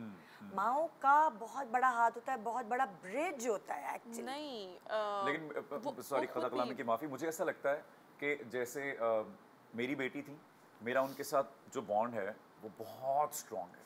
जनरेशन अलग है ना। हाँ, शायद मैं इनके फादर की जनरेशन हमारे अब्बा एक्सप्रेसिव नहीं थे शायद। एक्सप्रेसिव नहीं थे। हम लोग एक्सप्रेसिव हैं। मेरे बेटे के साथ जो बॉन्ड है वो बिल्कुल दोस्तों वाला है। मेरे जो भांजे हैं, जिनको मैंने बड़ा किया, या भांजियां हैं, उनके साथ, लड़कों के साथ ये हाँ ठीक है तू कर लेगा ना। बेटियों का आपको होता है कि आप उनको बिल्कुल वो एक्चुअली आप उनको ट्रीट करते हैं लाइक प्रिंसेस। सो वो उनका एक बहुत स्ट्रॉन्ग बॉन्ड। मुझे ऐसा लगता है कि वो हमारे अब्बा उस दौर के ना बेचारे कह नहीं पा रहे होते थे, अदरवाइज मोहब्बत वो भी उतनी करते थे। हमें उनके कहने पे नहीं, उनके एक्शंस को देखना पड़ेगा। मेरी ज़िंदगी की ऑब्जर्वेशन है जो कि मैंने अपने हस्बैंड को भी समझाई थी, या मैं और भी बापों को बताती हूँ, अगर बाप और बेटी का बॉन्ड स्ट्रॉन्ग होता है, बेटी कभी भटकती ही नहीं। That's where she gets her confidence. Yes. मुझे बचपन से बेटी कभी गलत काम करती ही नहीं। मुझे बचपन से सब कह रहे हैं कि तुम इतनी कॉन्फिडेंट हो। मैं डेफिनेटली अपनी मामा की भी प्रिंसेस हूँ, लेकिन मैं बचपन से जो मुझे याद है, एंड मैं इसमें I would like to give credit to my father alone, कि उनका ही हाथ था कि he is not expressive with anyone else. मतलब उनको ना वो स्केरी मामू वाला वो भी देते थे कि रज़ा भाई को बता देंगे, सीधे हो जाओ, यू नो, बट उन्होंने मुझे खुद अपने ही जिस प्यार से और जिस तरह से उन्होंने मुझे बड़ा किया, मुझे लोग अभी तक कहते हैं you are so confident. How, मुझे बचपन से पता है मैं बल्कि इतनी ओवर कॉन्फिडेंट हो गई थी कि मैं फेल भी हो गई एट वन पॉइंट, क्योंकि बचपन से ना स्टार स्टूडेंट फर्स्ट कि by the time I came to grade 7 मैंने कहा पढ़ाई तो मजाक है, मैं तो बहुत अच्छी हूँ पढ़ाई में, मैं क्यों पढ़ूँ। बाबा कहते थे बेटा पढ़ लो, मैं कहती थी नहीं बाबा आपको तो पता है I am too good, I don't need to study. I failed. और फिर उस पे भी मैंने आगे बाबा आई फेल्ड, शाबाश। क्या मतलब वेरी गुड। तो कभी कभी होती हो ना अभी। तो वो थोड़े सार्कास्टिक हो गए। तो I think definitely fathers should have that connection with their daughters, because मेरा जितना भी कॉन्फिडेंस है, आई वुड से मुझे जितना प्यार करना आता है मैंने अपनी अम्मा से सीखा है, लेकिन जितना मेरे अंदर कॉन्फिडेंस है इट्स ऑल बिकॉज बाबा ने हमेशा मुझे जितना शो ऑफ किया है, मेरी बेटी ये मेरी बेटी, वो हर जगह ये मेरी बेटी हैं। और ये, और बहुत लोग कहते हैं कि मेरी उनसे शक्ल भी मिलती है। और दूसरी आहिस्ता ऐसा ना, जैसे जैसे आप मैच्योर होते हो तो आपके पॉइंट ऑफ व्यूज चेंज होते रहते हैं। उस वक्त जब हम 20s में होंगे तो उस वक्त होता था अच्छा जो लड़के जो है ना वो अपनी ममाज बॉय होते हैं ना, वो अच्छे हस्बैंड्स नहीं होते। ये भी मैं कहती हूँ गलत बात है, क्योंकि जो लड़का अपनी बहन और माँ के साथ अच्छा है नहीं करता और उनकी इज्जत नहीं करता, वो अपनी बीवी की कैसे करेगा? वो हो ही नहीं सकता कि अपनी बीवी से प्यार। एग्जैक्टली। आई मीन जरूरी नहीं है, नहीं लाइक अगर वो अपनी घर की औरतों की रिस्पेक्ट करता है, तरबियत का हिस्सा। मैं फीमेल ओरिएंटेड फैमिली से, जैसे मैंने अर्ज किया कि मैं मन्नतों वाला बच्चा था, यानी औरतें ही औरतें थी, 2 बड़ी बहनें, खाला, कजन्स, अम्मा। सो मेरे साथ वो सभी डिस्कस करती थी। सो मैं एक बहुत फीमेल ओरिएंटेड फैमिली में बड़ा हुआ। सो मुझे प्यार करना, रख रखाव, ये सब कुछ उन औरतों ने बताया है जो मेरे घर में हैं। सो अगर वो लोग नहीं करते, सो मैं देखें, मैं हमेशा कहता हूँ अभी मुझे नज़ला हो जाएगा ना, मैं कहूँ मेरे को नहीं हो रहा कुछ भाई, मैं पै गया हूँ, मैं बिस्तरे लग गया। औरतें कुछ अलग मट्टी से बनी हैं, वो स्पेशल हैं, इन एनी केस वो स्पेशल हैं। और सिर्फ वजूद ज़न से तस्वीर कायनात पे रंग नहीं है, उसके वजह से वजूद ज़न से ये कायनात सरवाइव कर रही है, चल रही है फ्रॉम द डे वन। बिल्कुल, फ्रॉम द डे वन। सो मुझे तो बहुत लुत्फ आता है जब भी हम इस मौजू को हाईलाइट करते हैं कि औरत कहाँ कहाँ पे कितनी स्ट्रॉन्ग, कितनी मजबूत है। और वो, जैसे मैं फातिमा उस वक्त भी हंसती थी कि मैं जब इतनी सी को सीने पे लड़ा के कहता था आपने क्या करना है, आपने बाबा को बताना है, आपने क्या बनना है अपने बाप को, यानी कि जब वो उसके वहमों, और मैं बुड़बुड़ा रहा हूँ उसके साथ, और ऐसे ही बाप बेटा जो है वो सो जाते थे। सो अगर वो अभी होती, जैसे मेरी जो साहबजादी अब हैं, यानी साहबजादी से मुराद मेरी जो नीज़ हैं दुआ, अब वो डॉक्टर बन रही हैं, वो साइकेट्रिस्ट बन रही हैं, और मैं पीछे खड़ा हूँ उनके कि गो अहेड, जो करना है मैं साथ हूँ आपके।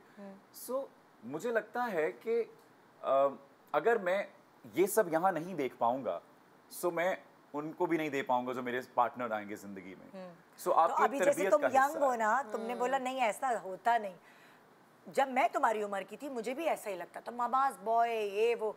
लेकिन अब जिस मैं उम्र में हूँ और मैं अब दुनिया के काफ़ी पहलू देख कर आई हूँ, सो मुझे ये लगता है, और मेरी ये ऑब्जर्वेशन है कि अगर ये जो मेरा हस्बैंड है इसने अपनी बहन का ख्याल किया है, अपनी माँ का किया, तो आज ये मेरा भी कर। लेकिन पता है मैं आपको क्या कह रही हूँ, 100% ये भी होता है, लेकिन जरूरी नहीं है। मैं दब्बू होने की बात नहीं कर रही कि उस के बहुत सारे लड़के होते हैं उनकी अपनी कोई से नहीं होती, और अम्मा ने कह दिया दिन है, मैं कह रही हूँ ख्याल और इज्जत और प्यार। कुछ लड़के होते हैं अपनी माँ की, अपनी बहन की, अपने घर की औरतों की बेतहाशा इज्जत करते हैं, लेकिन घर में चाहे वो बीवी लेकर आए या कोई और औरतें हों, उनके साथ तो वैसे ट्रीट करते हैं जैसे घर पे वो अपनी माँ और बहन की वो वाली केयर नहीं, ईगो या कि पता नहीं क्या है वो, लव एंड रिस्पेक्ट। कब कुछ लड़कों, I am talking about few, मैं ये निगेट नहीं कर रही, yes I know many boys जो हर औरत को बहुत इज्जत देते हैं, लेकिन ज़रूरी नहीं है कि जो अपनी माँ और बहन को इज्जत दे वो बाहर वाली लड़की या इवन जिसको बीवी बना के लाए या किसी भी और लड़की को वही इज्जत दे, ये भी होता है। हाँ, ये रेयर थोड़ा होता है, लेकिन अगर आप वो देखते हैं ना,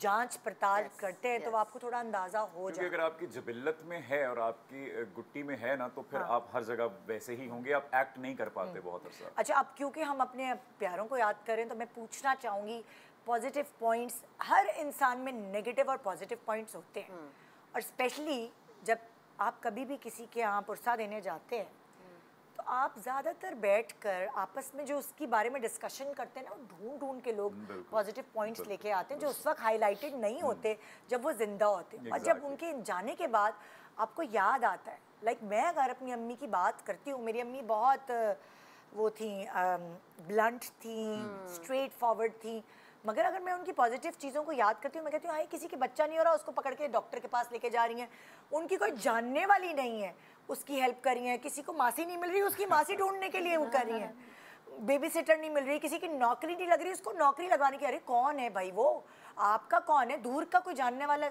सो अम्मा के सोशल वर्क वाला तरीक़ेकार जो है वो मुझे लगता है उनकी स्ट्रेंथ थी ज़िंदगी की। और मैं उनकी इस पॉजिटिव चीज़ को याद करती हूँ क्योंकि जब उनका इंतकाल हुआ उसके बाद उनके दोस्त पता नहीं कहाँ से आ रहे हैं, अच्छा ये भी है, अच्छा ये भी है, ओए होए इतने सारे लोग उनके अफसोस करने आ रहे और उनके बारे में ये चीज़ें बता रहे हैं कि उन्होंने मेरे साथ ये किया था, उन्होंने मेरे साथ ये किया था, ये देखो। मैंने कहा है ये तो हमें पता ही नहीं है।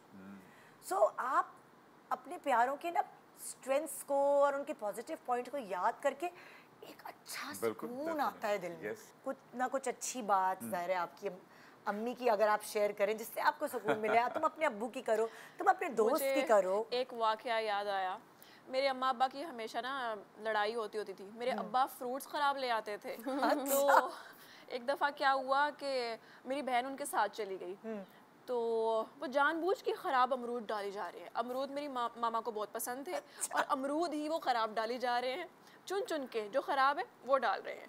तो वो उनको कह रही है कि पापा जी आप ख़राब अमरूद डाली जा रहे हो, सही तो ये पड़े हैं। तो वो बेटे हम नहीं ख़रीदेंगे तो कौन ख़रीदेगा। उनकी भी क्या पता तुम्हारी अम्मी को चढ़ाने के लिए कर रहे हो। नहीं, ये लोगों की बहुत वो करते थे, एम्पैथेटिक पर्सन थे। लोगों के इलाज करवाते थे, लोगों के ऑपरेशंस करवाना। अच्छा वो जाया ना हो ठेले वाले के, तो उनको बीवी से लड़ाई बर्दाश्त थी। जाया ना हो इस वजह से वो चुन चुन के खराब ही डाले जा रहे होते थे। अच्छा। तो उनका ये सोशल जो थे ना उनकी एक्टिविटीज़ वो काफ़ी थी।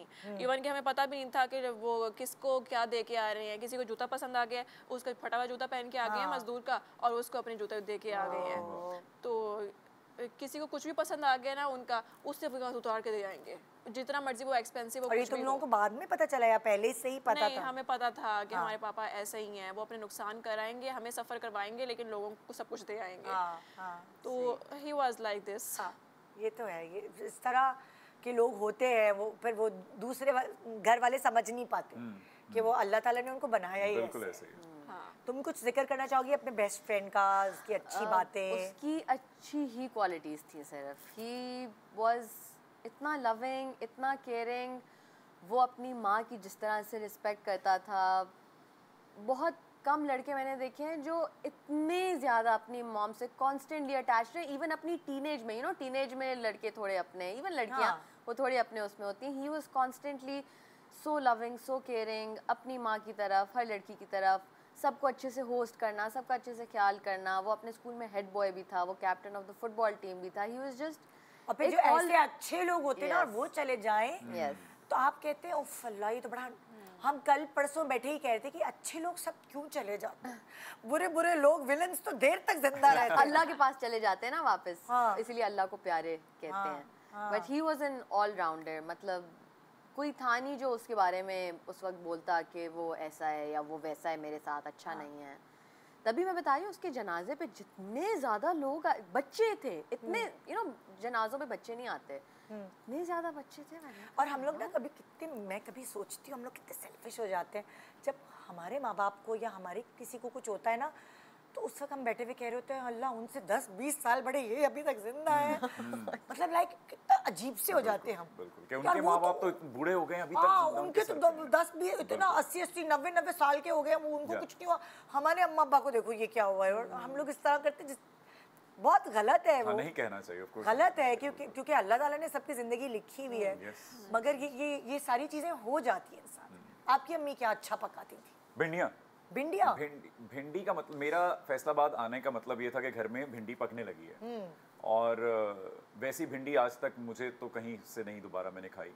बहनें कोशिश करती हैं कि उनके हाथ तक वो लज्जत पहुँचे, लेकिन नहीं, वहाँ तक नहीं पहुँच पाई। तो वो क्योंकि मुझे पसंद भी बहुत थी तो शायद इसी वजह से। और हर घर का अपना एक जायका होता है। तो मुझे ऐसा लगता है कि जितनी भी नफासत है, जो रख रखाव है, जो मोहब्बत करने का एक अंदाज़ है और जो गिविंग नेचर है, ये मुझे अपनी फैमिली से ही मिली। और अम्मा ऐसी थी जो बहुत ख्याल रखने वाली और बहुत खामोश तबा और उस तरह की थी। अब्बा को मैंने बहुत हमेशा नफीस देखा। मैंने उनको कभी उनके कपड़ों पे सिलवट नहीं देखी, उनके बाल बिखरे नहीं देखे, उनको कभी उनकी सवारी मैली नहीं देखी। From cycle till car never. और बल्कि मुझे आज भी याद है जब मुझे मेरी पहली साइकिल मिली थी, तो एक तरफ अब्बा साफ कर रहे हैं, मैं उनको देख देख के कर रहा हूँ, वो अपने जूते पॉलिश कर रहे हैं, मैं उनको देख देख के मैं भी चमका रहा हूँ फुल। क्योंकि आप भी हमेशा बहुत वेल ड्रेस्ड रहते हैं, स्पिक एंड स्पैन। जब भी मैंने आपको देखा है वो जूते ये और क्रेडिट वो उनको है, बिल्कुल हाँ, उनको है, क्योंकि क्योंकि मैंने उनको देखा ऑटोमेटिकली शिफ्ट हमेशा। होता है। मैंने उनको बल्कि जब अब्बा कि मैंने गौर किया कि मेरे हाथ पैर अब्बा की तरह हैं, क्योंकि मैंने जब अब्बा को जब मैं वो जनाजा कहते हुए भी अजीब लगता है ना एक तो माँ बाप को, कि जब उनको लिटाया हो तो मैं उनके हाथ पकड़ के जब बैठा रहा तो आई रियलाइज्ड कि आप बिल्कुल उन्हीं की परछाई होते हैं। तो जब आप ऐसे लोगों को, इतने खूबसूरत, इतने ग्रेसफुल, इतने प्यारे लोगों को इतनी बुरी हालत में देखते हैं, जब आप उनको गुस्ल देते हैं, तो आप उनके बिखरे बाल देखते हैं, उनको बेजान और वो क्या कहना चाहिए, बेहाल देखते हैं, तो आपको सबसे ज़्यादा ये खटक रहा होता है। आपको पता है मोहसिन, मैं ब्रेक पे जा रही हूँ, मैं ब्रेक के बाद जब वापस आऊँगी तो मैं ये कहूँगी कि आपके दिमाग में है कि आप अपने, जब स्पेशली वालिदैन को जब आप सोचते हैं ना, तो आप उनका कौन सा एरा, कौन सा स्टेज सोचें। ये मैंने प्रैक्टिस किया है और मैं ब्रेक के बाद बताऊंगी, या आपके ऊपर है। Good morning Pakistan. Welcome back. Good morning Pakistan. So आज का प्रोग्राम अपने आप को सुकून देने के लिए, और डरिए मत अगर आप उन प्यारों को जिनसे आपको बिछड़े हुए शायद ज़्यादा साल हो गए हैं, या कुछ साल हो गए, या कुछ महीने या कुछ दिन भी हुए हैं, अगर आप उनके बारे में बोलेंगे, सोचेंगे, समझेंगे, या अकेले बैठ के भी सिर्फ उनकी अच्छी बातें याद करेंगे, तस्कीन मिलेगी, सुकून मिलेगा। और मैं जैसे ब्रेक पे जाने से पहले कह रही थी, मेरी अम्मी भी बीमार थी और काफ़ी बीमारी के बाद उनका इंतकाल हुआ, और उनका वो सारा चेहरा मैंने उनके ज़िंदगी में जो अलग अलग फेजेस में मैंने उनको अपने दिमाग में बसाया हुआ। एक वो एक्टिव औरत जो ओहो, जिसके 7 हाथ थे, वो सब कुछ कर लेती थी, सब संभाल लेती थी, और एक वो औरत जो बिस्तर से भी नहीं उठ सकती। तो मैं नहीं याद करती उनको। मुझे लगता है कि उन लोगों के लिए कितना तकलीफ दे होता होगा। जैसे मुझे लगता है मैं अपने ना चेकअप्स नहीं कर, मैं डॉक्टर के पास नहीं जाता, इसलिए कि मेरा जितना हेल्दी लाइफस्टाइल है, या जितना मैं एक्टिव हूँ, जितनी मेरी एनर्जी, मुझे लगता है कि मुझे अगर उसने कह दिया ना कि आपको लेट्स से इस जॉइंट का मसला है, तो मैं उस डिप्रेशन में आधा बीमार मजीद हो जाऊंगा। सो वो लोग जब अपने आप को बुढ़ापे में ढलते ढलते, मेरे पास अब्बा की एक तस्वीर है, मैंने एक आदमी को ताकत में देखा है, मेरे से लंबे चौड़े, उनके कपड़े किसी को भी नहीं आए हम में से, चौड़ा आदमी, एक जवान आदमी, मैंने उनको ऐसे देखा। एक ऐसी तस्वीर है उनकी, घर पे मैंने खींची उनकी, और मैंने जो अभी जिक्र किया कि उनके कांधों से गोश्त छट चुका है, वो उनके कांधे और झुकते चले जा रहे होते हैं, उन पे बुजुर्गी आ रही होती है, बुढ़ापा आ रहा होता है, तब उनको आपकी सबसे ज़्यादा ज़रूरत है। वो बच्चे बन चुके होते हैं, उनकी बातें सुने। पर मोहसिन, मैं ये कह रही थी कि मैं जब अपने ख्यालों में अपनी अम्मी को लाती हूँ ना, तो मैं वो बीमार अम्मी को नहीं लेकर आती। मैं अपने ख्यालों में वो अम्मी लेकर आती हूँ जो भाग भाग के हर चीज़ करती, क्योंकि बेसिकली हम अपनी बीमार अम्मी के उस इमेज से भागते हैं, क्योंकि हम डरते हैं उनको। फिर कभी कभार हम ये कहते हैं, अल्लाह मियां अब इनसे बर्दाश्त नहीं हो रहा। मेरी अम्मी की नसें जो है ना, वो हाथ में मिलना ख़त्म हो गई थी, तो उनके पैर में ड्रिप लगी थी, तो मेरी अम्मी ने कहा था बस मैं थक गई हूं। आखिरी जुमला ये आखिरी जुमला होता है कि मैं वो चीज़ याद ही नहीं करती। मैं याद करती हूँ जब मेरी अम्मी मरी हुई थी, तो वो भागम दौड़ी करती थी, ये मेरी शादी की वीडियो तस्वीरें, मैं वो अपने दिमाग में बार बार लेकर आती हूँ। क्या हम इससे ये अखज़ कर लें कि हम सब के लिए, जो आपने शुरू में जिक्र किया था कि ये रिमाइंडर है हम सब के लिए, और हमें ज़रूर याद करना चाहिए। जैसे मैंने अर्ज़ किया कि मैंने जितने जनाजे उठा लिए हैं अब तक इस उम्र में, और जो सबसे भारी जनाजा अपनी बेटी का मैंने ऐसे उठाया, वो सारे जनाजों में मुझे ये रियलाइज़ हुआ कि मौत कितनी इम्पॉर्टेंट है और लाइफ कितनी अनप्रेडिक्टेबल है। तो जब आप इस सोच के साथ जीना शुरू कर देते हैं तो आप बहुत से बुरे कामों से बच जाते हैं, आप एक अलग तैयारी में लग जाते हैं, आपके लिए ज़िंदगी के मानी बदल जाते हैं। सो ये बहुत ज़रूरी है, ये रिमाइंडर, ये रियलिटी चेक्स बहुत ज़रूरी हैं। सो आपका शुक्रिया कि आप इस मौजू पर बात कर रही हैं। उन लोगों के लिए एक तो हम अपनों को तो याद कर रहे हैं, लेकिन उनका जाना हम सब के लिए ये एक अलार्मिंग सिचुएशन भी है कि हमें पता हो, हमें वो क्लॉक बजता रहे कि बेटा वापस भी जाना है। सो अगली तैयारी भी करनी है। सो वो जो अगली तैयारी है वो उम्र के किसी भी हिस्से में आ सकती है।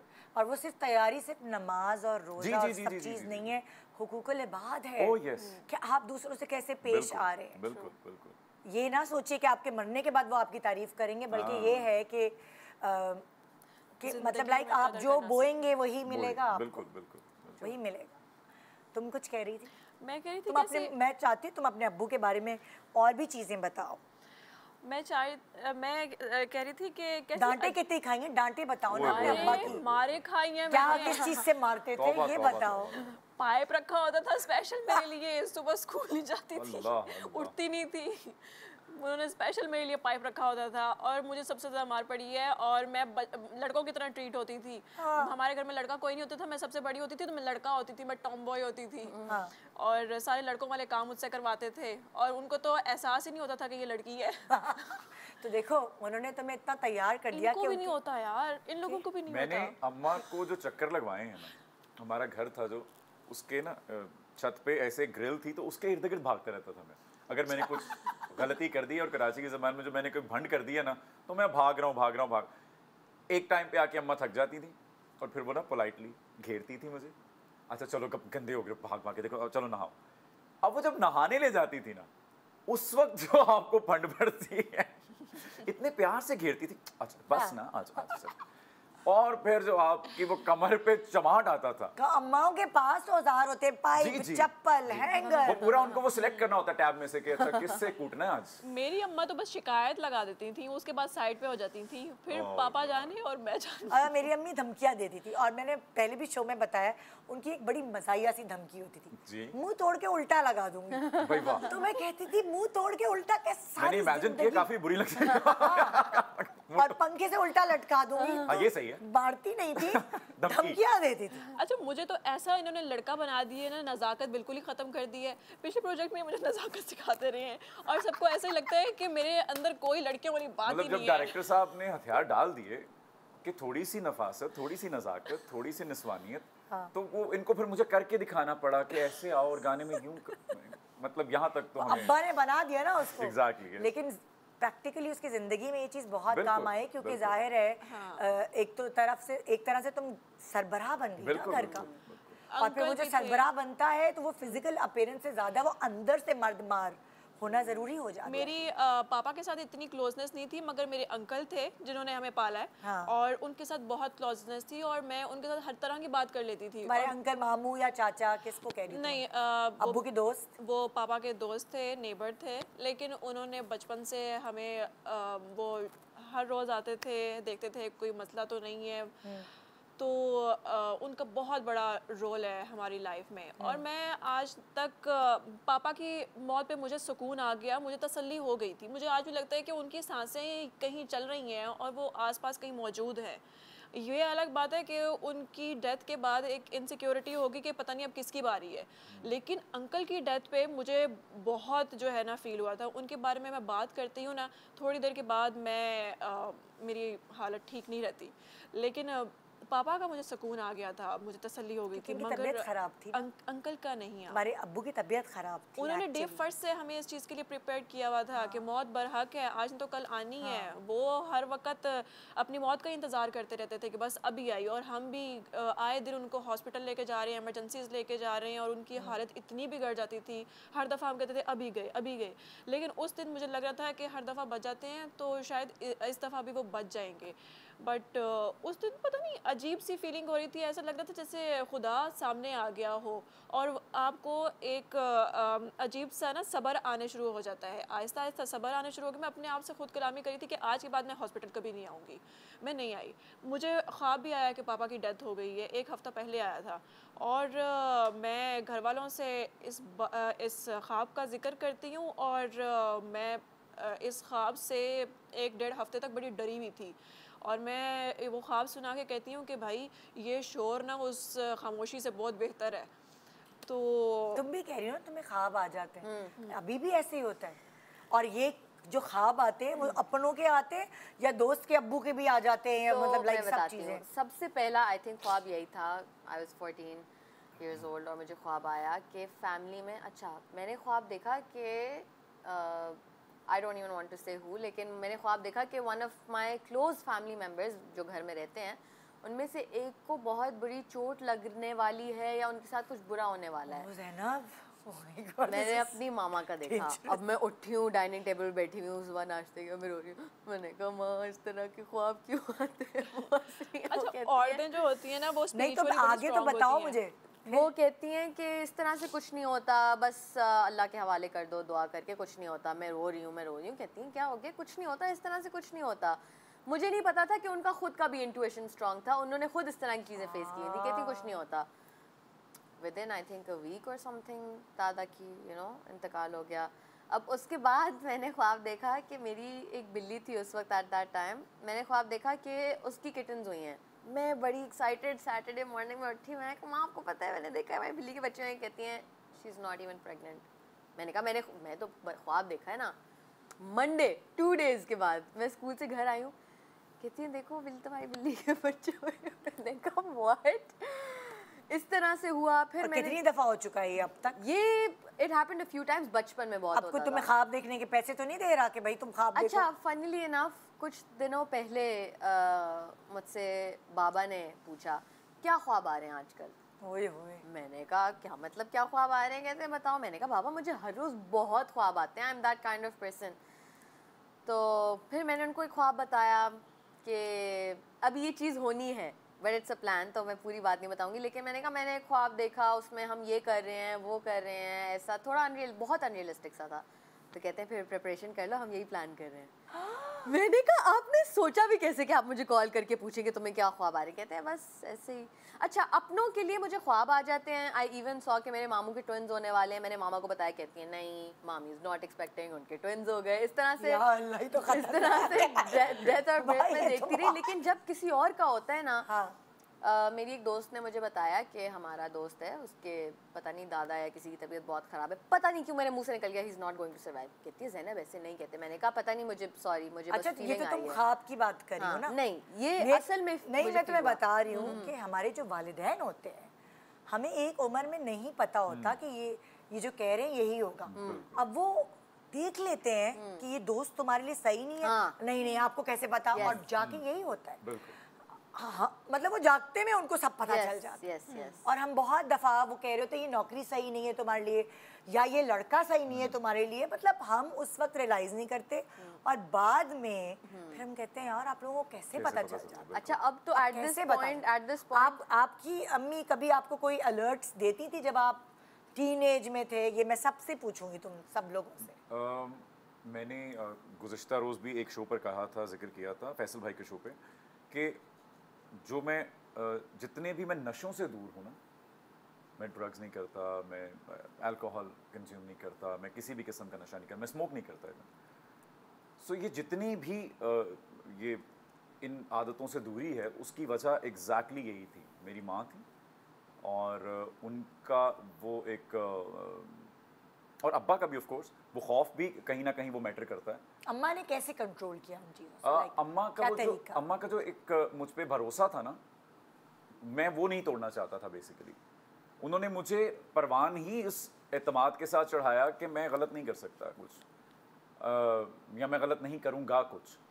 उन्होंने मुझे सही और गलत की इतनी अच्छी तफरीक बता दी थी बचपन से ही कि मुझे मेरे लिए बहुत। और फिर जब हम सही और गलत देखना भी शुरू करते हैं तो वो हर रिलीजन में सेम है। ऑलमोस्ट हर रिलीजन में जो चीज़ें बुरी हैं वो इंसानियत की सतह पर वो हर जगह बुरी ही होंगी और जो अच्छी हैं वो हर जगह अच्छी ही होंगी। सो उन तमाम चीज़ों से दूरी के लिए मुझे सही और गलत की पहचान करवाने में जाहिर है मेरी माँ का बहुत बड़ा हाथ था बचपन से। उन्होंने इंजेक्ट किया कि अच्छा क्या गलत और क्या सही है, तो वो जो तफरीक थी वो हमेशा से कभी किसी बहुत वाज़ेह थी। सीरियस वाली बात पर अम्मा ने झाड़ा हो या लताड़ा हो या मारा हो, कुछ याद है ऐसी चीज सीरियस वाली बात पे? सीरियस वाली बात पे ऐसा कभी नहीं हुआ। मुझे ऐसा लगता है कि मेरे पास तमाम मौके थे बिगड़ने के, लाडला होने की वजह से, इकलौता होने की वजह से, लेकिन मैंने उतना फ़ायदा नहीं उठाया उसका जितना मैं उठा सकता था, सिवाय इसके कि मैंने उनसे अपनी ये ज़िद्दें मनवाई कि मैं कराची जा रहा हूँ घर छोड़ के और मैं ये करूँगा, और उन्होंने मुझे आने दिया। या उससे पहले मैंने कहा था कि मैं इस्लामाबाद जाऊँगा, मैंने क्रिकेट खेलना है तो मैंने वो टीम ज्वाइन करनी है, तब उन्होंने मुझे जाने दिया। तो वो जो जाने देने के फैसले थे शायद मैंने ये 2 ही मनवाए हैं और वो दोनों भी आज मेरे हक में अच्छे ही हैं। तो आई डोंट थिंक सो कि कुछ अच्छा, और माओ को ना बेटे दुनिया के शहजादे लग रहे होते हैं नहीं? उनकी तारीफें और उनकी मोहब्बत कि बस ये पहन लो शलवार कमीज, मांग ऐसे निकाल दो। मैं तो अगर अपने बच्चों का वो करती हूँ, कहते हैं ये क्या मांग वाले, तो बाहर का आजकल फैशन में नहीं। वो अम्मा को लग रहा होता है वो अपने हिसाब से। अम्मा को जब बहुत, जैसे आपने कहा ना वो मुंह उल्टा लगा दूंगी करके थप्पड़ मार के, तो अम्मा को जब ये अभी प्यारे से हम बात करें, जब अम्मा सार्केस्टिकली कहा करती थी ना, तो वो मुझे कहा करती थी अले सोना होता तो की करता, यानी अभी ये खूबसूरत होता तो क्या करता भाई, है ना? हाँ, तो कहती थी, यानी वो जब बहुत सार्केस्टिकली उन्होंने मुझे कुछ कहना होता था, मैं कहता था ये देखें मैंने किया, अरे तू सोना होता तो की करता।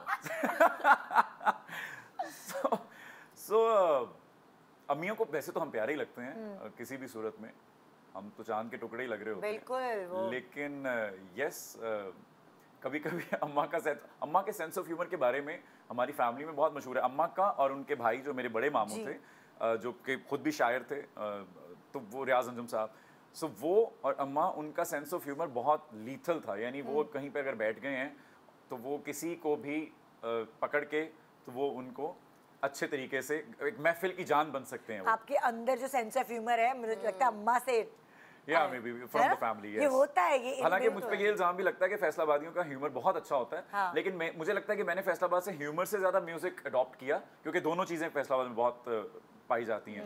तो मेरे तक म्यूजिक ज़्यादा आया, लेकिन हाँ मेरी कॉमिक टाइमिंग अच्छी है, तो मैं स्क्रिप्टेड ह्यूमर ज़्यादा अच्छा कर लेता हूँ, लेकिन शायद थोड़ा बहुत सेंस ऑफ आता है अम्मा में। मेरी अम्मा के अंदर बोलने की क्वालिटी थी और वो अब्बा तो के अंदर भी है। और मैं तो एक्टिंग करती थी, मुझे तो नहीं पता था।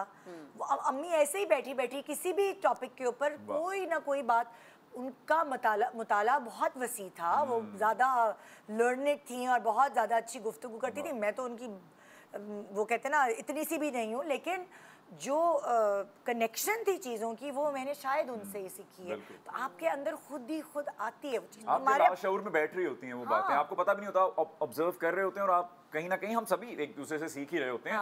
सो अमानुल्लाह साहब कहा करते थे मरहूम के, इंसान का रेडार जो है ना, एज एन एक्टर या एज ए ह्यूमन भी, अगर आप कुछ सीखना चाहते हैं, अगर आप एक तालिब इल्म रहना चाहते हैं सारी उम्र, और वही बात है कि जब आप अक्ल कुल होने का फैसला कर लेते हैं या दावा कर लेते हैं, तो आपके सीखने की सलाहियत खत्म हो जाती है और आपके सवाल का वक्त शुरू हो जाता है। सो हर वक्त हम सीखने के ही अमल से गुजर रहे होते हैं। सो वो जो माँ बाप की सीख है वो तो आपने क्योंकि बचपन से ही देखा होता है उनको, तो आप कहीं ना कहीं उन्हीं को आइडियलाइज कर रहे होते हैं। आहिस्ता आहिस्ता आता है। तो ब्रेक के बाद मैंने तुमसे पूछना है, तुम्हारे अब्बा की क्या क्वालिटी तुम्हारे अंदर आई है, और तुम भी बताना कि किसकी जैसी लगती हो तुम। गुड मॉर्निंग पाकिस्तान ब्रेक के बाद देखा कुछ माहौल कुछ सुकून वाला हुआ, तो मैं आपसे यही कह रही हूँ कि ज़रूरी नहीं है अपने प्यारों को याद करके, आंसू तो आ ही जाते हैं, लेकिन कभी कभार आंसू भी बॉडी के लिए बहुत अच्छे हैं, सुकून मिलता है। Good morning.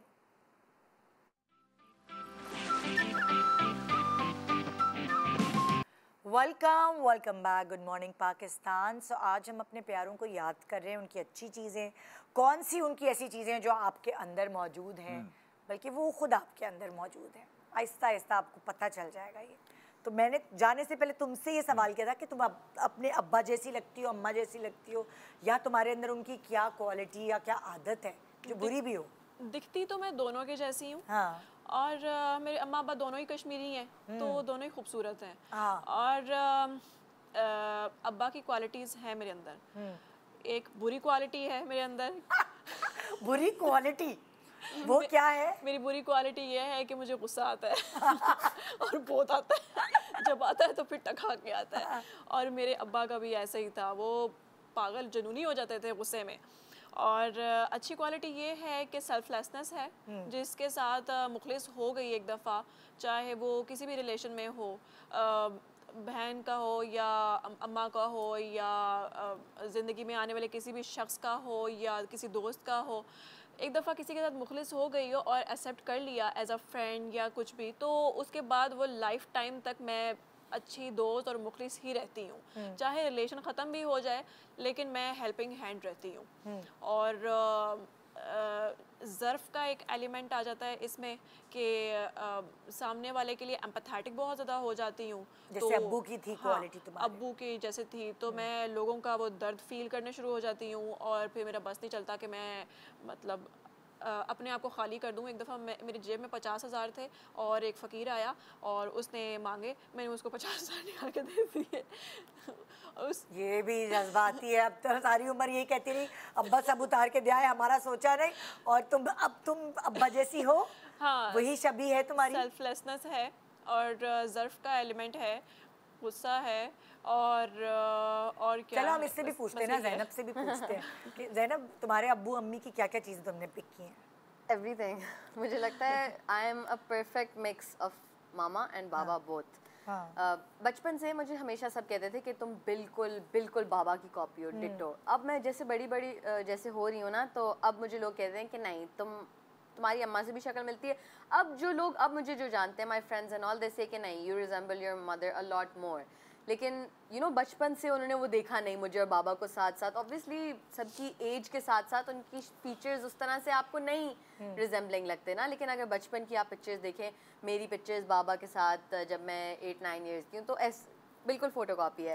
और मेरा भाई भी और मेरी छोटी बहन भी। आदत भी बदलती हैं, कभी अब्बा जैसी हो जाती हैं, कभी अम्मा जैसी हो जाती हैं। अच्छा, आई गेट द कॉन्फिडेंस। अच्छा, दोनों मेरे parents very social, very friendly, very talkative. मतलब सोशल नॉट के आउट गोइंग हर एक के साथ उस तरह से, लेकिन वो अगर किसी के साथ भी, फॉर एग्जाम्पल आप मेरे घर पे आती हैं या यहाँ पे मेरी अम्मी या बाबा आते हैं, तो वो जिस तरह से आपके साथ बातें करेंगे, आपको फील भी नहीं होगा कि ये तो they are not close to me, या मैं इनको जानती नहीं हूँ, तो ये क्वालिटी आई फील लाइक मेरे अंदर भी है कि मैं जहाँ भी जाऊँ, इफ़ आई वांट, मैं किसी से भी दोस्ती कर सकती हूँ, किसी से भी बात कर सकती हूँ, वो चाहे जैसा भी हो।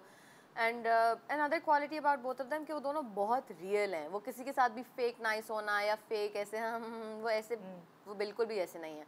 और ये मेरे साथ भी है। अगर मैं कहीं भी किसी सोशल सेटिंग में बैठी हुई हूँ, मुझे अगर किसी से बात करनी है मैं करूँगी, और अगर मुझे किसी से बात नहीं करनी मैं बिल्कुल ना करूँगी, ना कर सकती हूँ। मैं ट्राई करके भी सोच नहीं सकती अच्छा इससे मैं क्या कॉन्वर्सेशन करूँ, लाइक इवन लोगों को बहुत ये सब प्रॉपर वाली जेनजी वाली क्वालिटी है, जो तुम्हारे अम्मा अब्बा में भी है। बड़ी बात है ना। और लोगों को ये बहुत होता है ना कि सोशल सेटिंग में बैठे हैं कहीं, तो स्मॉल टॉक, मुझसे स्मॉल टॉक बिल्कुल भी नहीं होती, मुझे इतनी बुरी लगती है। तो मेरे लिए तुम बहुत अच्छी हो मेरे शो के लिए, क्योंकि 2.5 घंटा अगर स्मॉल टॉक वाला आ जाए तो बेड़ा गर्क हो जाए। मैं नहीं कर सकती, मुझसे बिल्कुल भी नहीं होती। और अच्छा, एक बहुत प्यारा कलाम जो है मैंने सुना है कि आपने अपनी अम्मी के लिए लिखा, या पढ़ते हैं आप उनके लिए? मोहम्मद बख्श साहब का है, मियाँ मोहम्मद बख्श साहब के 4 मिसरे हैं, तो वो मैं बड़ा मौजू है इस शो के लिए। अभी हम जो क्वालिटी की बात कर रहे थे, उस पे कलाम पे जाने से पहले मैं उसका जिक्र करूं कि जो एक गिविंग नेचर है ना, जो जैसे आप अपने वालिद साहब का जिक्र कर रही थी, सो मुझे वो अपनी फैमिली में बहुत ज़्यादा नज़र आती है। So we are givers. So जैसे मैं हमेशा कहा करता हूँ, मेरी 4 माएँ हैं, मेरी 2 बड़ी बहनें भी, फिर मेरी खाला माँ जिन्होंने मुझे अडॉप्ट कर लिया बचपन में, तो मैं उनका और एक अम्मा तो ज़ाहिर थी। सो खाला माँ अभी तक वो कहाँ कहाँ कैसे कैसे किस किस के साथ क्या कर रही हैं, वो शायद हमें पता भी नहीं होता। एग्जैक्टली जैसे अब्बा के मरने के बाद बहुत से लोगों की कॉल्स आई कि यार उन्होंने तो साढ़े ऐसे किया, वो तो साढ़ा ऐ चुकिया सी खर्चा, या उन्होंने ऐ साढ़ा संभिया सी। सो वो जो एक गिवर होने के नुकसानात तो होते हैं, मुझे लगता है कहीं ना कहीं हमारे माशरे में, अगर हम उसको बहुत तनकीदी निगाह से देखेंगे, मगर उसका लुत्फ बहुत, उसका मज़ा बहुत है। जैसे अशफाक अहमद साहब, उस्ताद मोहतरम को उनके बुजुर्ग ने कहा था कि तू केड़ा पल्लियों दिता है, तू भी ते दिते विचों दिता है ना, तो बेसिकली जो उसने दिया उसी में से दे रहे हैं, तो हमारा तो कोई कमाल नहीं है। मैं हमेशा कहा करता हूँ हम डाकिया हैं जो मनी ऑर्डर देने जाते हैं। आपने कभी गौर किया हम रास्ता भटक जाते हैं बिला वजह। हम एक रास्ते से रोज जा रहे हैं, लेकिन हम कोई ऐसा मोड़ ले लिया, ट्रैफिक जैम मिल गया, हमने कहीं और से ले लिया और हम रास्ता भटक गए, और वहां पे कोई माई या कोई बुजुर्ग या कोई बाबा या कोई बच्चा खड़ा था, आपने उसको वो पैसे पकड़ा दिए और अब आप फिर सीधे रास्ते पे आ गए जहाँ पे आपको जाना था। तो बेसिकली उसने आपको भेजा कि उन्हें फड़ा के आ, उसको दे के आ, वो वहां पे तेरा इंतजार कर रहा है, मैंने जो तुझे पकड़ाए हुए ना उसके पैसे वो उसको दे के आ। सो हमारा कोई कमाल नहीं होता। जैसे इशफाक साहब भी फरमाया करते थे कि हमें ये गुमान है कि जिस घर में हम रहते हैं वो सिर्फ हमारा है, वो हशरातुल अर्ज़ का है, किसी का घोंसला है उस घर में, कई चींटियां हैं उस घर में। तो बहुत सी चीज़ों का रिस्क और बहुत सी चीज़ों का जो देखभाल का एक इंतज़ाम है वो अल्लाह रब्बुल इज़्ज़त ने किया होता है। सो मियां मोहम्मद बख्श साहब का जो कलाम है वो यूं है कि ईदां ते शब रात आया लोकी मुड़ करानू आए, ओ नहीं आए मोहम्मद बख्शा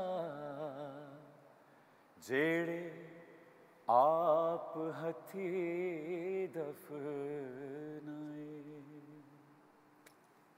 सो आज का ये शो अपने प्यारों के नाम, हमने अपने दिल को सुकून दिया अपने प्यारों को याद करके। और वाकई मैं यहाँ बोल तो रही हूँ कि डरिए मत, मगर मैं भी कभी कभार डरती हूँ कि अगर मैंने सोचा तो जो मूड मेरा है वो पता नहीं वो रहेगा या नहीं रहेगा। और जो हमने इतने अरसे से खुद को मजबूत रखा हुआ है, हम टूट के बिखर जाएंगे। लेकिन मुझे ऐसा लगता है वो भी ज़रूरी है। रोना एक उतना ही नॉर्मल इमोशन है जितना हंसना, जितना उदास होना, जितना गुस्सा करना, जितना कहकहा लगाना, रोना भी उतना ही जरूरी है। बारिश के बाद सब कुछ छट कर निखर जाता है, तो जब आप रो लेते हैं कैथारसिस हो जाता है, दिल हल्का हो जाता है।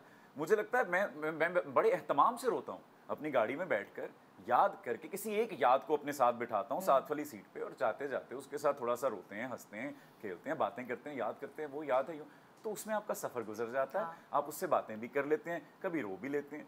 सो उसके साथ रहना आना चाहिए बस आपको। बस ये है कमाल कि वो तो जब आप सीख जाएं। रहना पड़ता है, और रहना पड़ता है और रहना सीखना पड़ता है। सो सीखिए और मत डरिए, अपने दिल को तस्कीन दीजिए, क्योंकि वो जो प्यारे हैं जो आपसे दूर हो गए हैं उन्होंने दूर होना है अल्टीमेटली, यही इस दुनिया का दस्तूर है। गुड मॉर्निंग पाकिस्तान, आप लोगों का बहुत बहुत शुक्रिया। खुदा हाफिज़।